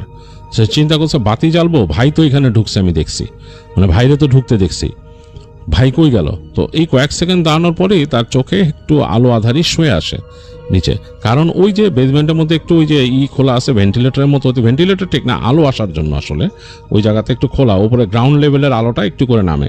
তো ওইটা যেহেতু ওখানে ঢোকে, সে ওইটার মধ্যে দেখতে পেল হালকা আলো আধারি, ওইখানে আলো আধারি, এবং সে খেয়াল করে দেখে তার ভাই ততক্ষণে ওই সিঁড়ির নিচে নেমে গেছে, এবং নেমে হেঁটে গিয়ে তার ভাইকে সে বুঝতে পারলো আলো আধারির মধ্যে যে ভাই যে ওখানে চেয়ারের মধ্যে বসে আছে, চেয়ারের মধ্যে বসে আছে। তো জর্ডান একটু অবাক হয়েছে যে ভাই এখানে বসে কি করে। তো সে আস্তে আস্তে সিঁড়িতে পা টিপে টিপে নামতেছে, সিঁড়িতে কার্পেট দেয়া, মানে আস্তে আস্তে পা টিপে নামলে বোঝা যাবে না। জর্ডান আস্তে আস্তে হাঁটতেছে এবং দেয়ালের সাথে পিঠ লাগায়, সে ওদিকে মানে দেখা দিতে চাচ্ছে না তার ভাই তাকে দেখুক, কি ব্যাপার সে জানতে চায়। তো জর্ডান যখন সিঁড়ির একবারে প্রান্তে নেমে আসছে, সে দেখতেছে তার ভাই দেয়ালের দিকে তাকায় কি জানি বলতেছে, কার সাথে কি জানি কথা বলতেছে। তো অবাক হয়ে গেল সে যে তার ভাইয়ের সাথে আরেকটা কণ্ঠ সে শুনতে পাচ্ছে, বেশ মোটা ভারী কণ্ঠ, যেটা সে শুনছিল প্রথম দিন এখানে আসার পর। তার সারা শরীরের রোম দাঁড়ায় গেল, কারণ ঘরের মধ্যে তো হালকা আলো আধারি, মানে এই যে বাইরের হালকা আলো আসতেছে এখানে, এতে করে মানে ঘরটার মধ্যে সামান্য আলো তৈরি হয়েছে। আর এর মধ্যে চেয়ারটা বোঝা যাচ্ছে, চেয়ারের মধ্যে তার ভাই বসে আছে, সে বুঝতে পারতেছে, আর তার ভাই তাকায় আছে সামনে দেয়ালের দিকে, আর ওই দেয়ালের ওখান থেকেই কণ্ঠস্বর আসতেছে একটা ভারী কেমন জানি। তো মানে সে স্পষ্ট শুনলো কণ্ঠস্বরটা বলল, look who is here, your little curious brother, বলে কেমন যেন একটা হাসি দিল। তো তখন জর্ডান কিন্তু ভয়ঙ্কর রকম ভয় পেয়েছে, মানে তাকে কেউ দেখছে। সে খেয়াল করলো দেয়ালটার ওদিক থেকে হালকা একটা আলো বের হচ্ছে, একটা আলো বের হচ্ছে, এবং ওইটা একটা মানুষের মতো শেপ নিচ্ছে তার ভাইয়ের সামনে। একটা মনে হচ্ছে যে আলোর একটা মানুষ তার ভাইয়ের সামনে শেপ নিল, মানুষের শেপ। তো জর্ডান তো ভয় একদম মানে শেষ, সে একদম দেয়ালের সাথে মিশে গেছে, সহ্য করতে পারতেছে না সে। তারপর দেখলো ওই মানুষটার অবয়বটা তার ভাইকে ক্রস করে তার আর তার ভাইয়ের মাঝখানে চলে আসলো, মানে, এবং ওই জায়গাটা এত ঠান্ডা হয়ে গেছে বলার মতো না। জর্ডান ভয়ে চিৎকার করা শুরু করলো, একদম টপ অফ হিজ লাংস, মানে কিচ্ছু মানে চিন্তা করতে পারছে, চিৎকার করতেছে সে চোখ বন্ধ করে, প্রচন্ড জোরে চিৎকার করতেছে। তো চিৎকারের সাথে সাথে শব্দ পেল, ত্রুম করে একটা শব্দ হলো, মনে হলো যে চেয়ার থেকে কেউ পড়ে গেল এরকম। আর একটু পরে তাদের যে বেসমেন্টের দরজার মধ্যে ঝিম করে শব্দ হলো, মানে তার বাবার চিৎকার, যে হোয়াট হ্যাপেন বলে তার বাবা ঢুকছে, তার মাও পিছনে আসে, তার বাবা লাইট জ্বালায় ঢুকলো, তার বাবার হাতে বন্দুক, তাদের একটা বন্দুক ছিল এখানে হান্টিং গান, সেটা নিয়ে ঢুকছে তার বাবা, ঢুকে লাইট জ্বালাইছে ওখানে। লাইট জ্বালানোর পর দেখতেছে তার বাবা যে জর্ডান দেয়ালের সাথে একদম কর্নারে সেধায় আছে, সে চিৎকার করতেছে, তার ভাই ফ্লোরে পড়ে আছে চেয়ার থেকে। তো একটা ডিজাস্টারাস সিচুয়েশন। তার বাবা তাড়াতাড়ি ঢুকলো, ঢুকে জর্ডানকে শান্ত করলো, তার মা ঝাঁকি দিয়ে দেহে হোয়াট হ্যাপেন বলে শান্ত করছে। জর্ডান একটু পর ঠান্ডা হলো, তার মাকে জড়ায় ধরলো, সে ভয় পেয়েছে অনেক, আর তার ভাইকে তার বাবা ওখান থেকে তুললো, দেখলো যে তার ভাইয়ের জ্ঞান নাই। তো যাই হোক, তাদেরকে নিয়ে আসলো উপরে আসার পর তার বাবা অনেকক্ষণ চেষ্টা করলো জ্ঞান ফেরানো তার ভাইরে, পানির ছিটা দিয়ে মানে হাত পা এরকম ঘষে, শরীর ঠান্ডা হয়ে গেছে। অনেকক্ষণ পর তার ভাই হুঁশ ফিরল। তো সে বলল যে তাকে মনে হয়েছে, মানে সে হুঁশ ফেরার পর যেটা বলতে মনে হয়েছে তাকে কেউ ডেকে নিয়ে গেছে ওইখানে, এবং ওইখানে একজন মানুষ ছিল, বয়স্ক মানুষ, এবং তার কাছে মনে হয়েছে যে সে মানে অবয়বে দেখছে, পুরো ক্লিয়ার না। সে যখন অন্ধকারে গেছে হেঁটে হেঁটে ওইখানে যাওয়ার পর সে একটা অবয়ব দেখছে, অবয়ব থেকে সে খেয়াল করে দেখছে একটা মানুষ, মনে হচ্ছে একটা গাউন পরা এবং বেশ বয়স্ক, এবং সে ওখানে বসে তাকে ডেকে কথা বলতেছিল। তাকে কি বলতেছিল সেগুলো তার সব খেয়াল নাই। তো জর্ডানের ভাইটা বলার পরে তার বাবা একটু টেন্সড হয়ে গেল। তো ওই দিন রাতে আর তারা ঘুমায় নাই, তারা ছেলেদের সাথে ছিল, নিজেরা কথা বলছে কি করা যায় এগুলো নিয়ে। জর্ডানকে টেক কেয়ার করলো, তার ভাই ঘুমাচ্ছিল, ঘুমাইতে দিল তাকে, আর নিজের আলাপ করে। পরদিন সকালে জর্ডানের বাবা আর কাজে গেল না, তিনি গেলেন যে হার্ডওয়্যারের দোকানে, ওখান থেকে একটা বোল্ট লক নিয়ে আসলেন। আগে তো তাদের যে বেসমেন্টের দরজার মধ্যে কোনো লক ছিল না, জাস্ট একটা বোল্ট নব ছিল। তো ওইখানে এটা চেঞ্জ করে তিনি লক লাগাই দিলেন এবং তালা মেরে চাবি নিজের কাছে রাখলেন, আর তিনি ওই এজেন্টের সাথে কথা বলার জন্য চেষ্টা করলেন। যে এই বাসার ঘটনা তুমি আমাকে রিয়েলি বলো, নাহলে তোমার সমস্যা আছে, আমি এটা নিয়ে কিন্তু প্রবলেম করব তোমার। তো তখন ওই এজেন্ট নাকি তাকে বলছে যে এখানে এই সাইকিয়াট্রিস্ট ছিল, সে এখানে যতদূর জানা যায় সে এইখানে বেশ বিভিন্ন রকমের রিচুয়াল পালন করতো তার, তো এই জন্য এরকম ব্যাপার স্যাপার। তো বলছে যে তোমরা কেন ওই বেসমেন্ট এটা রিকনস্ট্রাক্ট করো নাই বা ওই যে রিনোভেশন করো নাই? বলে আমাদের লোক এখানে করতে যে ভয় পাইছে, তারা ভয় পাওয়ার পর আর করতে চায় নাই, তা আমরাও এরপর আর ওইটা ধরি নাই। তো যাই হোক, তিনি মানে খুব টেন্সড হইলেন, চিন্তা করলেন তার একজন বন্ধু ছিল, জর্ডানের বাবার বন্ধু, সে হচ্ছে আবার একজন সাইকিক, মানে সাইকিক রিডিং করে।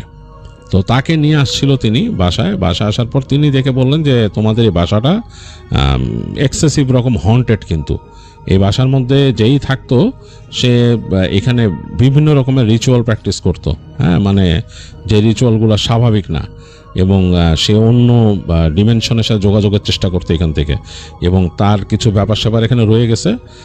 ইভেল স্পিরিট আছে এই বাসায়, মানে তাদের বিশ্বাস অনুযায়ী বলছে এখানে ইভেল স্পিরিট আছে, তো তুমি সাবধান, তোমাদের বেসমেন্টটাকে তুমি ঠিক করার ব্যবস্থা করো, আর যদি মনে করো যেটাতে সমস্যা ফিল করো বেসিক্যালি বাসাটা ছেড়ে দেওয়াই বেটার হবে। তো জর্ডানের বাবা নাকি তখন ওই যে যাকে নিয়ে আসছিল সাইকিক রিডার, তাকে দিয়ে চেষ্টা করছিল তিনি আরও মানুষ এনে ওই বাসাটাতে মানে বিভিন্নভাবে কিছু করার, তো লাভ হয়নি। এমনকি তারা চার্চের লোকজনও নিয়ে আসছিল, তারাও এসে বলছে যে বাসাটা সুবিধার না, এখন কিছু তো করার নেই, বাসা কিনছে, এখন হয় বিক্রি করে যেতে হবে না থাকতে হবে। তো জর্ডানের বাবা নাকি ওই বাসাতেই থাকছে, তারা ওইটা চেঞ্জ করে নাই, এবং ওই যে বেসমেন্ট ওইটাকে তিনি ঠিক করাইছিলেন পরে, মানে ওই যে রং টং ওগুলা সব করছিলেন, আর ওটাকে লক করে রাখতেন এরপর থেকে, এবং মানে শুধু ওই বোল্ট লক না, পরে এমনি শক্ত লক মেরে দিয়েছিলেন। ওইখানে যদি একা একা আর কেউ যেত না, ওখানে নিচে কাজ করতে গেলে তার একাধিক মানুষ নামতো, নেমে যে ওখানে কাজকর্ম যদি করতে হইতো করতো, আর ওখানে বসাবসির কোনো ব্যাপার ছিল না। তো ওইটা যেদিন নাকি রং চেঞ্জ করেন সেই দিন নাকি তাদের বাসার মধ্যে রাতের বেলা অনেক উলট পালট হয়েছে, মনে হচ্ছিল বাসার মধ্যে কে দৌড়াদৌড়ি করতেছে, জোরে জোরে কথা বলতেছে, ধমকাচ্ছে কাউকে, এরকম শব্দ নাকি আসছিল। আর বোবায় ধরাটা নাকি ওই বাসার থেকে মানে ছাড়ে নাই সবাইকে, মানে জর্ডানের বাবা মাকেও বোবায় ধরতে পরে, তো বোবায় ধরার ব্যাপারটা নর্মাল। তো এইটাই জর্ডান শেয়ার করছিল নওশিনদের কাছে, আর নওশিন এই বাড়ির ঘটনাটা শেয়ার করলো, বললো যে এই বাড়িটা এখনও ওরকম আছে। জর্ডান নাকি তাকে বলছিল যে you are welcome any time if you want to come and stay in our house, তো এনি ওয়ান অফ ইউ, তাদের মধ্যে যে কেউ এসে ওখানে থাকতে চাইলে থাকতে পারে। সে তাদেরকে বলছিল, মানে দাওয়াত দিয়েছিল এসে দেখতে যে তারা কিছু ফিল করে কিনা। তো নওশিন শেয়ার করলো সে যায়নি ওই বাসায়, তো সে শেয়ার করলো ওই বাসার ঘটনা। আমার কাছে কিন্তু বেশ স্পুকি মনে হয়েছে, এরকম অনেকগুলো বাসার ঘটনা আমি শুনছি বিদেশে, এরকম গেছিও সেগুলোতে, আসলেই কেমন জানি একটা ফিল হয়, মানে ওইসব বাড়ি যেগুলোর নামে সব বদনাম আছে ওখানে গেলেই জানি কেমন জানি লাগে, মনে হয় যে সামথিং ইজ নট রাইট। আপনি দেখবেন আমাদের দেশেও এরকম কিছু বাসা আছে, আপনি ওখানে যাওয়ার পরে আপনার খুব আনইজি ফিল হবে। আমি একবার একটা বাড়িতে গিয়েছিলাম, মানে just like for half an hour আমি বসছিলাম ওখানে কথা বলার জন্য, একটা প্রয়োজনে গেছিলাম, মানে আমাদের একটা অফিসিয়াল কাজে।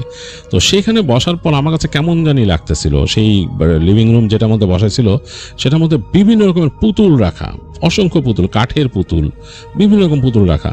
তো আমার কাছে কেমন জানি লাগতেছিল আসলে, I felt really awkward and bad, আর সবসময় মনে হচ্ছিল যে আই এম বিং ওয়াচড, মানে কেউ আমাকে দেখতেছে, এরকম মনে হচ্ছিল। ওই ঘরের মধ্যে একলা বসেছিলাম যতক্ষণ, এরকমই ফিল হচ্ছিল, এবং মানে খুব খুব অড একটা ফিল, মনে হচ্ছিল যে ঘরটা জানি কেমন, মানে ঘরটার প্রাণ আছে এরকম লাগতেছিল। তো এরকম কিন্তু আছে, বাসা বাড়ি আছে। আমি ওই বাসায় অতটুকু সময় থাকা, এরপর আর যাওয়া হয়নি, এবং আমি বাসা থেকে ওখান থেকে বেরোনোর সাথে সাথেই দোয়া পড়ে নিজেকে আবার সিকিউর করছি। মানে আমি তো বিশ্বাসী মানুষ, আমি আমার মতো করি সেটাই। তো আছে কিন্তু এরকম জায়গায়, এরকম বাসা যেসব জায়গায় গেলে এরকম ধরনের ফিল হবে।